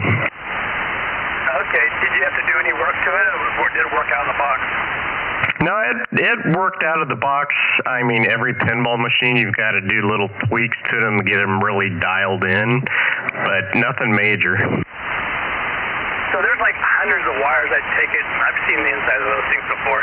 You have to sometimes just take them off and clean all the leads, all that kind of stuff, or anything like that? No, you don't have to clean the leads or anything, but you definitely need to learn how to work on them because there's so many moving parts. I mean, they're going to break. You're going to have issues, so you definitely have to know how to work on them. You have to know how to do some soldering. I've got a nice soldering iron, all that good stuff. So you need to be mechanically inclined and electronically. It helps. I mean, I didn't know how to work on them when I got one the first time 10 years ago, but you learn. Yeah, that's a cool pinball machine. Like I said, I want to rewatch it on a bigger screen instead of just my phone. Yeah, I'm glad you enjoyed it. Yeah, kind of a weird mix of stuff I have on my channel between that and the Jeep videos. Well, thanks for sharing. Yeah, anytime. Like I said, I'm glad you enjoy it. And you got a bunch of views on those videos too, Rob. I know there's a big following with pinball machines. My buddy from work loves them. Oh, really? I mean, yeah, usually if you know somebody that has a pinball collection, you'll know it because it's so addicting. They usually can't help but talk about it.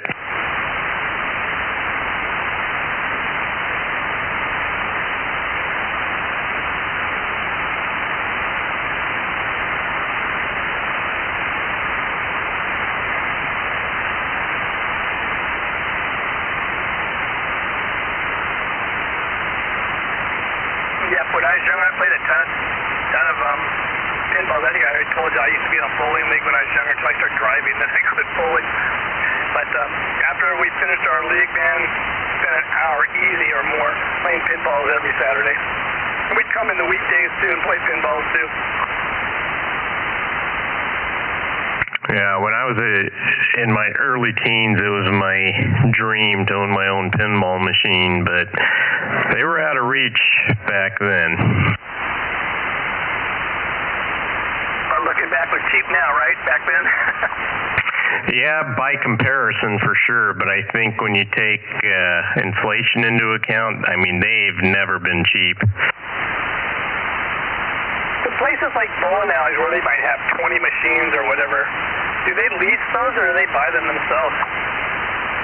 Usually what happens in those situations, the bowling alley itself rarely owns them. Sometimes they do, but usually what happens, you have guys that own them and they route them is what they call it. They route them, so you have somebody outside of the bowling alley that owns them comes in and basically the bowling alley gets a cut of the profits. And the owner maintains them, I take it. Exactly. Okay, that's interesting. And sometimes they don't even get a cut of the profit, the guys that rent space. Oh, okay, that makes sense.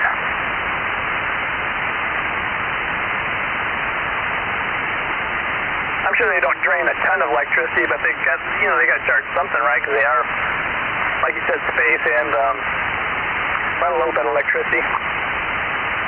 Exactly. They actually use less electricity now than they used to because they use LED lights in them. But they've never taken a ton of electricity. They say it's like a little more than 100 watts, 150 watts. So that's really not much. It's like just burning, a couple lights. Is that equivalent to using 100 watts on your radio? Yeah, exactly. All right.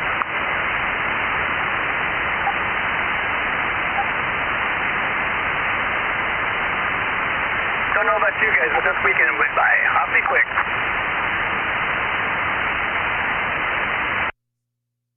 I completely agree, and of course part of that is when it's Mother's Day weekend, it always seems to go by pretty fast.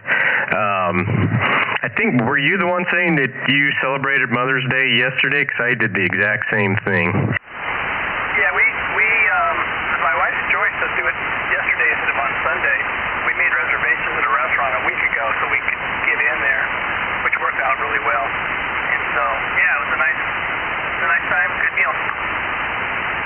Yeah, good. We did the same thing. We went out to see my mother who lives in Desert Hot Springs, and last thing you want to do is go out there on a Sunday, especially Mother's Day, and boy, Sunday afternoon, the traffic coming back from the desert's a nightmare. I spoke to Andy today. He was supposed to go out 3 different times today. He went out for breakfast. I guess his plans changed a little bit because there was like a little issue where they brought in food for lunch. But he was supposed to go out for breakfast, lunch, and dinner. I don't know if he ended up going for dinner or not, or they brought food in for dinner too, but that was pretty funny. He had some plans for 3 different meals, eating at restaurants on Mother's Day. That's called living the high life. I don't know. Sometimes I like going to restaurants with good food and stuff like that, but at the same time, when you're waiting 30 minutes to an hour just to sit down and you're waiting for your food because it's so busy and blah, blah, blah, I don't enjoy that all that much. Exactly, which is why I'm so glad we went out yesterday. Yeah. So, like my son said, yeah, we should do this for Father's Day too. And my wife and I were talking, and I said, can't we just barbecue at the house or bring something in? I don't want to go to a restaurant on Father's Day. It's my choice, right? It's funny you say that. Exactly right. I don't think I've ever gone out to eat once on Father's Day, and I would say 80% of the time is we do exactly what you said, weather dependent. Barbecue. Yes, I think it's a little more, I don't know the words I'm looking for, but it's a little more the thing to do for Mother's Day. Guys, man, throw on a steak, throw on some hot dogs, throw on a burger on the queue, whatever. We're plenty happy with that. I think you nailed it, my friend.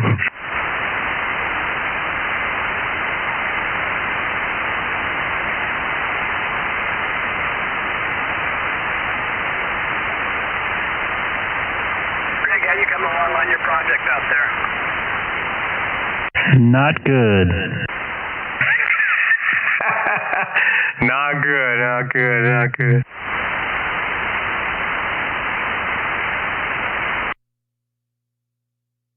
Do it and you'll figure it out one of these times.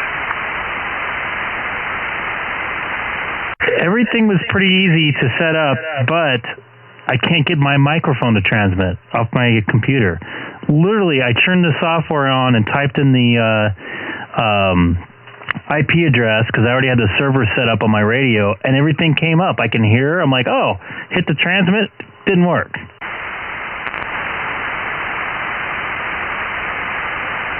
Fun.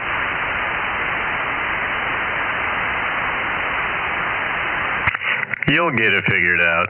All right, guys, I'm going to get out of here. I'm going to watch a movie with the daughter real quick. So it's good hearing everybody out here, and hope everybody has a good week.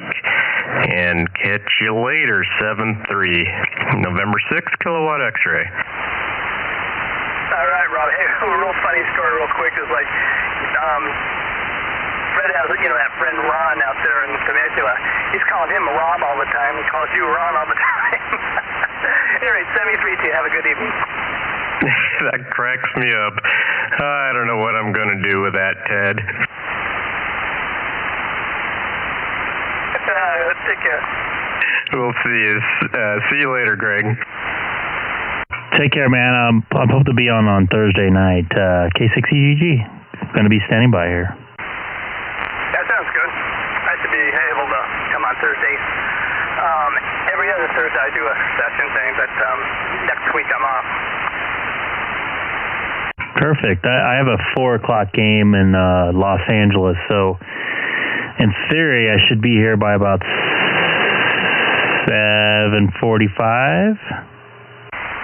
Oh, really? There's not a breakdown after you finish? Nope, I think I'm walking away. Oh, that's nice, because I'm sure that's like one of the most boring part of the job after you work up 8 or 10 hour day, have to break down. Yep, I had to do that today. It wasn't too bad. I don't mind it so much. How long can break it down take? Depends on how big the show is. I've had them 5 hours. I've had them a day. I've had them an hour. And I've also had them 30 minutes. So it just depends on the amount of gear out and how efficient the production truck packs and how good the workers are you're with. Were you doing a game today, or what were you doing?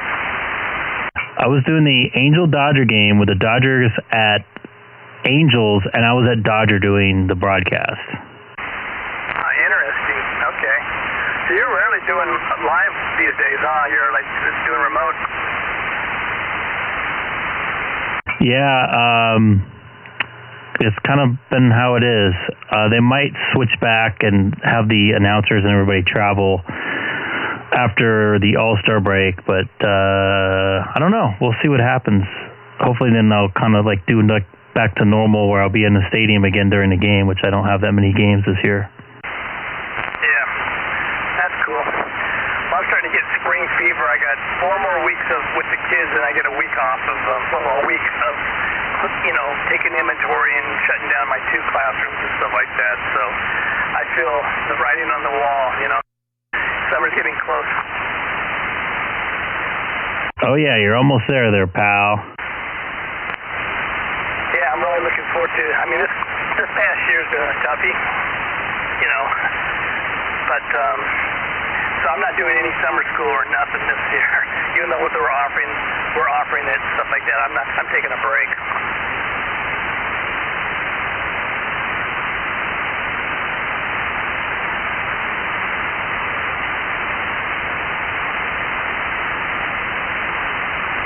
I saw somewhere on the news or something that LASD, whatever, they still want to do the remote learning in the fall, whatever. That'll be kind of hard for those teachers and stuff.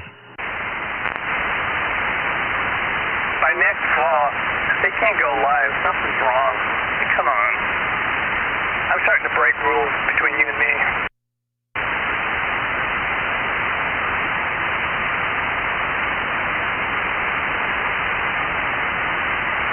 Florida's broken the rules, and they've been very successful, so. But enough about that. It'd be impossible. Like, supposedly, after every class is finished, I'm supposed to have the chairs sanitized. There's just spray and wipe them down, And sanitize. I'm teaching ukulele for these.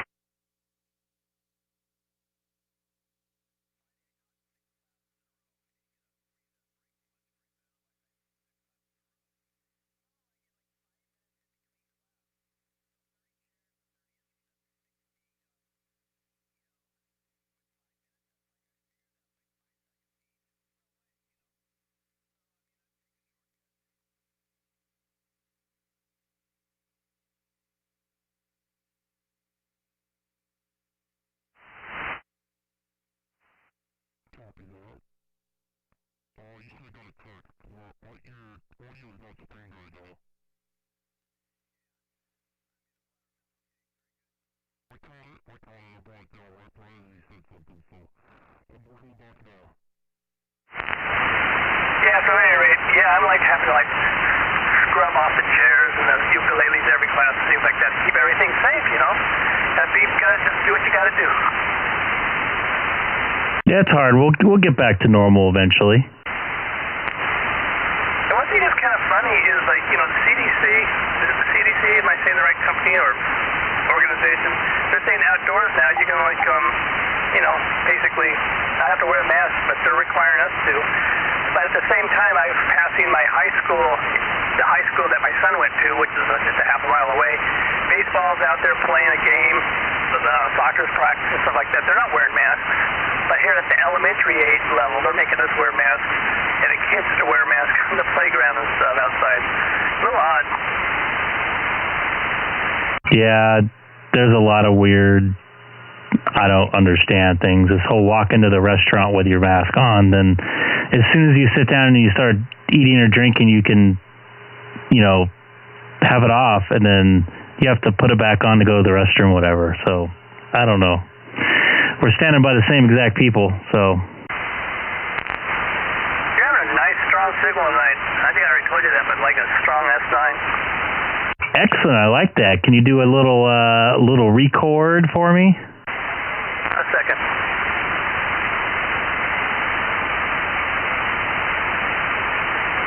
Did you ever get that video I sent to you? It kind of gives you an idea what I do inside the truck when I'm in there, which I'm not very often. I got it, and I started to watch it, and I kind of got something. I forget what happened. I was confused. All right, I better start in just a second, so do a test 1, 2, 3, or whatever you want to do, okay? Excellent. I guess it's time for an ID, so I'll do that right now. This is Greg K6EGG from the beautiful city of Chino, just 2 miles north of the Chino Airport, where they had the Planes of Fame Museum at the world famous Planes of Fame Museum. Very good. This is WA62XA, Keith here in Long Beach. All right. Hey, Keith? Yeah. Did you get the thing fixed? I fixed it. I am so stoked. Check this out. Hang on a second. What was it? The fitting wasn't working right. The fitting wasn't on good. The new power pole. Testing 1, 2, 3. Did you notice that decrease of my power? Testing 1, 2, 3. Anytime you have a loose fitting, remember this rule. Anytime you have a loose fitting, it will create heat, and heat melts things. Yeah, I don't know how that fitting got loose, but when I put the new one on, it wasn't making contact. That was the problem, so I took it off and put a new one on, a second time, and got that one in seated properly, and everything's working great, so I am stoked. Anyway, what I do when I put those power pole connections on, before you put them inside, I sand them a little bit. Clean them up a little bit, and they would have had a better contact right away. It's kind of hard to clean them up when you get them inside. You need a real itty bitty little file to get in there. But it's easy to clean them up before you put them together. Think about that. So what do? You sand that little metal, whatever you call it, little finger, whatever? Sand that? Is that what you're talking about? Yep, that way it makes better contact when you put it together, yeah. If you don't got a good contact, you'll get heat and it'll burn things up. If you don't got a good connection, that is a guaranteed 100%. If you don't got good contact, that slight contact, it'll burn things up. Yeah, well, that's evidently what happened. That was very strange what happened. I'll take a picture, but I'm glad everything's back to normal. I was just going, there's going to be a couple $100 repair job on the linear, so I dodged a bullet. Yep. Well, that's why, remember I told you, you can be a ham operator, K6 Plus, you better have an voltmeter with you at all times, so you can check everything out. I told you what happened when I got the power pole connections from HRO. I told you, it was brand new, so I was expecting everything to work. Luckily, I was checking everything out before I went on my trip. I hated to throw everything in and then get down the road an hour later, turn on the radio and find out it didn't work. So I checked everything out, and it didn't work, and I spent an hour and a half checking all the connections, not the one I just bought, because I didn't even think of the new connection I bought would fail, right? I was checking everything else, and when I got to the end, checking everything out, it was the connection I just bought. Yeah, it's just kind of weird how that kind of stuff happens. Like this one, what happened, you would think would never happen because that's not one I'm pulling in and out, in and out, in and out all the time. Those ones in my mobile I'm pulling in and out all the time. You think those would be the ones that would fail if any of them? Right.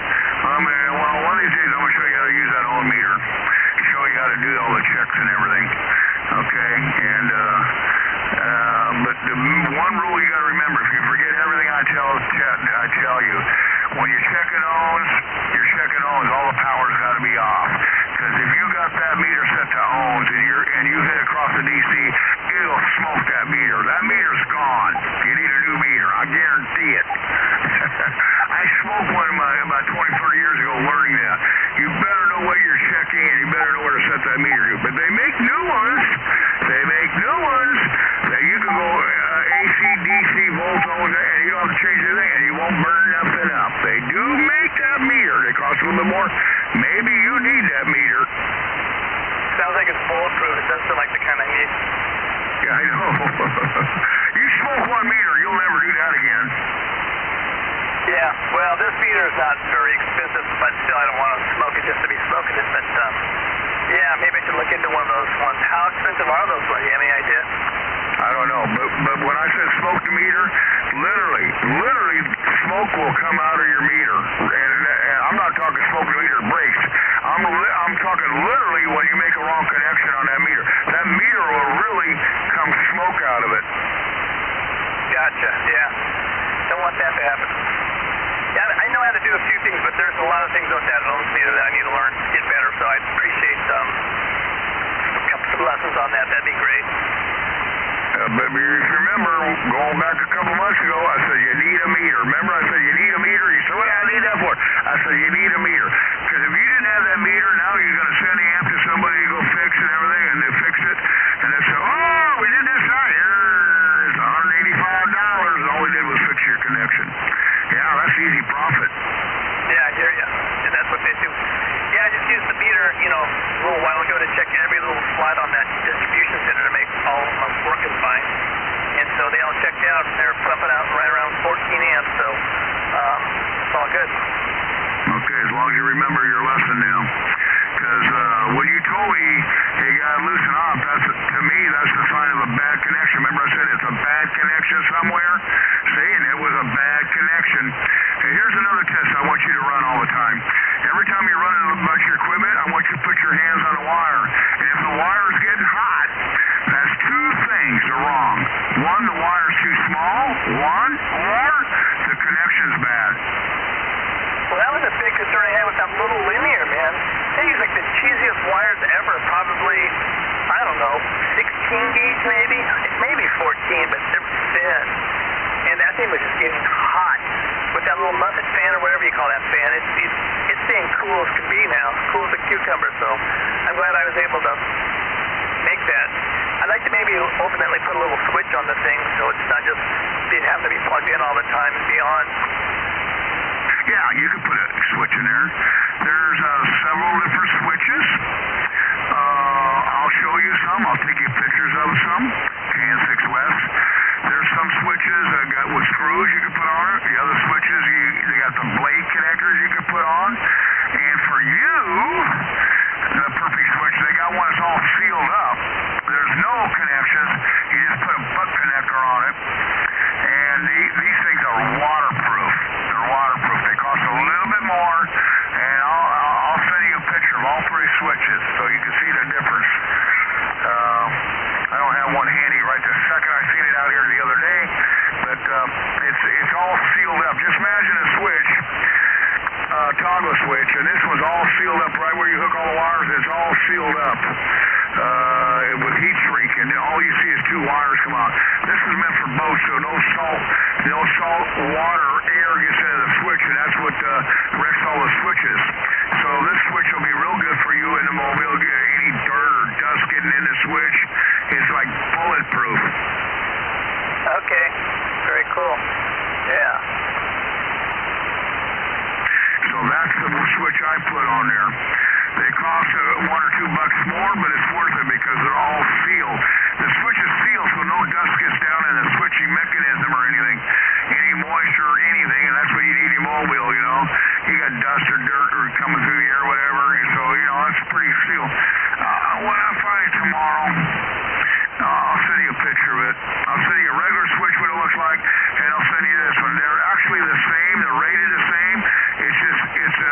4-seal switch, KN6 West. So is it a push button on and off, or is it like a toggle? What is it? It must be a push button, right? No. They make it whatever form you want it in. I can make it off and on. I can make it push it button off and on. I can make it what they call momentary switch. Whatever combination you want. It's just the way the switch is sealed up. That's what you're looking at. The switch, we can put the switch in any combination you want. No problem on that. You know. Okay. Cool. That'd be something that'd be good, because otherwise, when I plug it in, it's on until I unplug it. So it'd be kind of handy to have a switch. So you want the switch to turn the fan off and on, or you want this switch to turn the amplifier off and on? No. The fan. Okay, the fan. That's easy done. Because if you want to turn the amplifier off and on remote, I can make it remote for you. We put in there what's called a relay switch. So you have a small switch going over to your amp in line to a relay, and I can relay shut the amp off and on in the fan. You know, remote relay, I can do that too.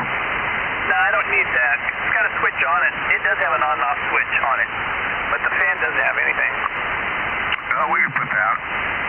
That's not a problem. And then you make the wires long. You can have it over by you, so you don't have to reach over to the fan, or or you put it in your body, wherever you want to put the switch. Talking about thin wires, the wires on that fan are probably 22 gauge. I mean, they were so thin I couldn't use my wire strippers, because they wouldn't go down that low, so I had to do it manually. Yeah, I don't like wire that small. Sometimes they got it. I don't even like to play with it. It's so hard, so finicky. You gotta be so careful. I don't like anything underneath, preferably 14 gauge. I'll squeeze 18 gauge in there, but smaller than that, no. Like your switch, we'll wire that with 14 gauge. That's nice wire. That way, when you move around, it don't fall apart, tear apart. But when you get that real long, little stuff, man, you bump it, you pull the wires apart. I know, it's so fragile. It's crazy. I put a power pole on it, and I had to double up the wire so you'd make it work. Yeah. I hate those little wires. I don't like them that small. And that's why I don't like those tennis with the loads, because that's what breaks inside their KN6 with those little wires. The little itty-bitty wire, I found one of those loads there over there. I was thinking about when I told you about that. Little itty-bitty wire. I'm talking, that must be 28 gauge. That little itty-bitty wire in there. Wow. Anyway, I'm glad you fixed it. I know your heart went down. You go, oh no, now your heart went back up. But look what you learned. Every time you got a problem, unplug everything, and then take your meter and check everything from A to Z. You got to start from, that's why I said start at your power pole, see if you got juice there, and you just keep tracing it down. Roger. Hey, did you tell Greg about the Phoenix contact or the flagstaff contact yesterday? Yeah, I did. Okay. That was pretty intriguing. Well, he talked to him today. I got him on there. Okay. Well, I noticed that he was on before the net for just a few minutes. I know. I told him to come up there. Did he go on the net? Yes, he did. He checked in with those guests or something? Yeah, he didn't want a Bozo number, but he did check in. That's pretty cool. That's awesome. Anyway, another lesson learned. But I told you a long time ago, you can throw everything quick together fast. Remember that? But remember when I was putting connections together, I was taking my time with a vise and going down every connection, make sure they're crimped well. Well, that's what this is all about. Remember that? Yep. Well, you didn't crimp that connection good. Well, I don't know. It was on there for months and months and months, but yeah, something happened. I don't know. Well, I'll tell you about the connection I got from HRO. It fell apart. So when I got my new one, I said, take it out of the bag. They did, and I said, pull on it. I want to make sure you pull on all the connections before I leave here. So I don't trust this company no more. Yeah, something weird could have happened too, like a freak thing where something fell on the fitting or something. That I don't know. I don't know what happened because I keep things away from it to keep things from falling on it, but who knows? Whatever. Well, lesson learned. Lucky you didn't blow up the amp or the fuse or anything, so go down. Yeah.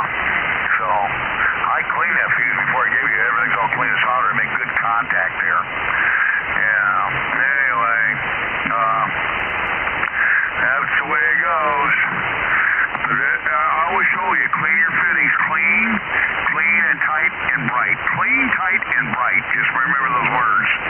You know, because if the fitting ain't clean and tight and bright, it's going to heat up. And when it starts heating up, that's when problems start. Yeah. Ultimately, I'd like to get the proper plug on this thing, but this is working in the meantime. Oh yeah, just don't bump it up or short it out there, you know, just keep everything away, you know. It'll work fine. I had to figure it out. I had to take that apart. Remember, I had to take it apart just to figure out what was negative positive, because I didn't know. I can't tell by looking, so I had to go inside and go there with my own meter and find out. Yeah, I remember. And I put tape around it so the red and the black can't, like, you know, touch each other too, so I'm trying to protect it. Right. Well, the other way to do it is take that whole plug out and put a whole new plug in the way you buy male and female and put a whole new thing in there. That's easy done. In other words, if I can't find that proper fitting, just change it out? Yeah, if you can't find it, then go down to Orvax and buy a male and a female and take that one out and rewire it, and you'll have a whole new plug. Okay, well, if I can't find one, maybe that's the way to go. They're tricky to find for some reason. I don't know why. Yeah, so then, but then you got to know how to trace down that circuit. You got to take it apart and then have a piece of paper and write which one is negative, positive. Write down the wires on a piece of paper so when you put the new one in, you know how to hook it up. Well, if I end up doing it, I might, like, try to scratch your back. Yeah, you better know how to use that ohm meter when you do that. Like I said, I might bring it over to you. I just did it cheap. I tried to do some other little fittings there, but they were too big. It didn't work. Remember that? I tried every trick in the book, so then I went that one. That was my last straw there. Yeah. Well, the thing is, this linear just stays put. That other linear gets moved around and stuff like that, so I wouldn't want that. That's the case, but this one just stays put on this little low table, so it's not, you know, being messed around with. Okay, and 6 was. Well, you know what I was going to tell you? If you blew up the amp, if it did blow up, you know what I was going to tell you? Ward's got that new 400 sitting there, that one that's extra. You can go up there and pick that one up. I asked him, like, did they offer me any extra deals or anything on that second one? Did they? I didn't hear. He tried his radio down. Did you hear about the reports of that thing? Wait, say that again?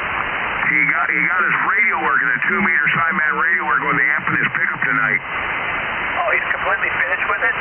Not completely finished with it. He's got to put 2 more ground straps on the heady crack, and he's got to put all the interior together. But the radio is working. It is working. And he got a lot of good reports with it already. Bummer. I was around. I wish I could have talked to him. Yeah. He got a lot of good reports with it talking around already. He was very happy with it. Everybody said he was loud. And he said it's very quiet in the mobile. No noise. Good for him. I actually went up to Signal Hill today for a little while. Well, I told him to do that, but he didn't. It's Mother's Day today, but I'm sure the next 1 or 2 days he's going to be on Signal Hill. You might be seeing him up there. Yeah. Hey, Greg, you have anything to say? We've been kind of monopolizing the conversation. No, I'm starting to lose my sense of being awake, and it's not because of your guys' conversation. I just this is my Thursday? No, this is my Wednesday, or whatever. So it's kind of in the middle of the week slump right now for myself. Did you turn your power down a little bit? All of a sudden the signal got a little weaker. I did. I'm off. I'm running barefoot right now. I mean, you're making it great. It's not a problem. All right. Well, hey, I understand. You've been putting a lot of time in. I'm almost there. Yeah, it's. I would love to hear Ward's mobile as well. So maybe I can. Is he doing just regular 2-meter as well? Ask him if he wants to try D-Star. Wait, but he's got the Yaesu. He can't do D-Star. Oh, he's got the Yaesu? Isn't that what he's putting in? Yeah, he's putting the 991, I think, in the truck. Yeah, I know in the truck. I'm talking about Greg right now. He's got a Icom. Oh, I misunderstood. I thought he was like talking about wanting to talk to Ward. Gotcha. No. Yeah, actually, I was talking to Ward. No, you 145-670 simplex.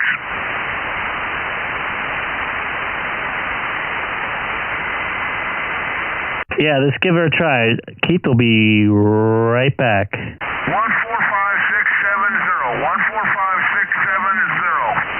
145-670. 145-670, copy. KS6 West.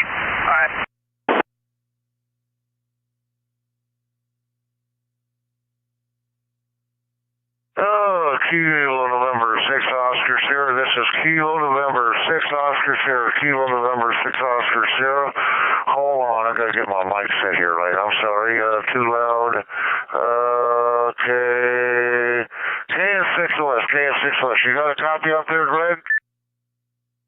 I do. I have you loud and clear. I'm not running a lot of wattage, so I don't know if you're hearing me here. I do see your call sign pop up on the screen, and you can also watch this on YouTube. You can see your call sign pop up on the screen. This is Kilowatt 6 Echo Golf Golf from the beautiful city of Chino. Just 10. If you run it way past that too much audio, the audio gets broken up. Try setting your mic gain about 10 or 15 right in there. KS6 West. Go ahead, break. How's that? Is that better?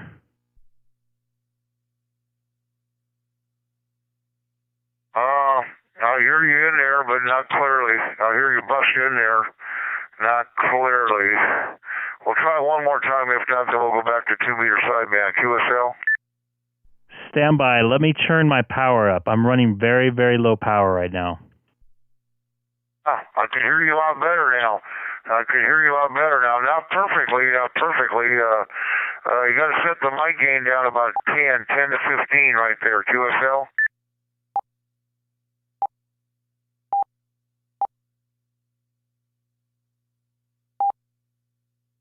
How's that? Is that better? That's getting a little bit better. I heard that. At least I can understand what you're saying. Over. All right, now I turned up my power to a full. Do you have me here? 1, 2, 3, 4, 5, 6, 7, 8, 9, 10. Power a little bit more. I can hear you a lot better. QSL. Are you running full power right now? I'm running 100 watts.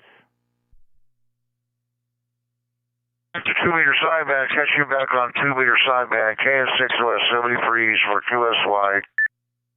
Copy, 2-meter sideband, 2-meter sideband. QSY 144-250 from D-Star.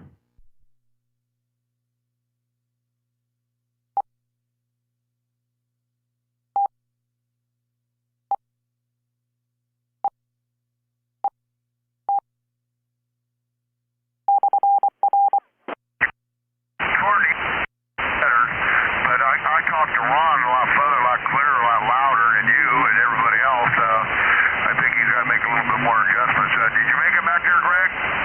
I did. I turned my audio back up. I turned my power back down, though. Yeah, how did I sound out there? You sounded perfectly fine. Apparently, I didn't sound too good to you, it sounded like, right? Yeah. You heard me okay, huh? Yeah, I heard you fine, but you didn't hear me very good? No, I did not hear you very good at all, no. No, not good at all. You got to work on your antenna there. That's weird, because you're hearing me here, and that's the same antenna. Was I loud? Was I pretty loud to you? No, it's digital. You just sounded digital to me. You sounded fine. You could take a look on the stream to see how you sounded, actually. Okay, I'll turn it over to Keith. Go ahead, Keith. Pick it up, KS6 West. Greg, were you running a lot of power when you were doing it or not?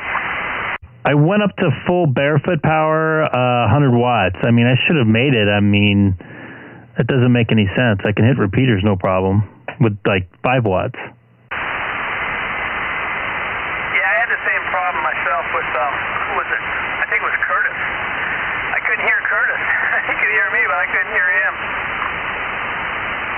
That's what I really want to try next time he's out. I want to try some D-Star with him. He's a lot further away. The problem I had is it was like he would wiggle my meter. I just couldn't hear any audio from him. That's strange. up and then go back down. It wasn't like he would stay up the whole time when he was talking. So I don't know. But Fred was hearing him just fine. We were having the same conversation. I've talked on D-Star maybe 4 or 5 times, and 2 of them were with Keith. So I don't really have much experience, and it's been pretty quick when I talk to him as well.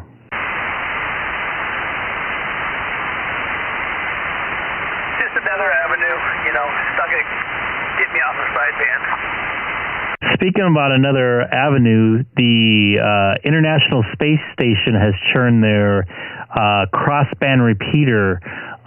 It is uplink is on VHF and downlink is on UHF, and it is on. And then we got a couple passes this week with that International Space Station, so that's pretty fun to hit. I've hit it once. I think I'm going to try to do it on the live stream, hopefully maybe next week when I have some more free time. That'd be cool if you could do it live stream. That'd be great. I hit it once, and I wasn't even really trying. I was scanning on my scan feature, and sure as stuff, the scanner stopped on the downlink of the ISS. I'm like, quickly turned to the satellite, and I talked to somebody in southern Washington. Oh, wow.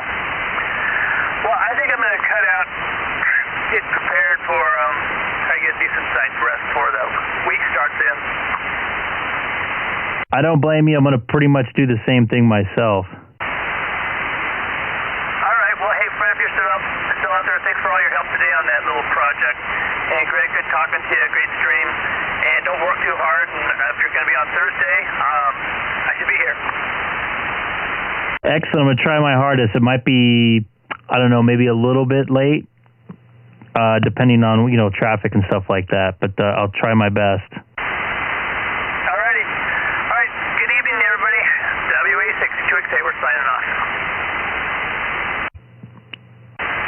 Have a good night there, pal. This is Greg, K6EGG. I'm going to be clear from the city of Chino. And Fred, you have a very good evening. Thanks for the check on D-Star there. That's Fred KN60S, if you're wondering.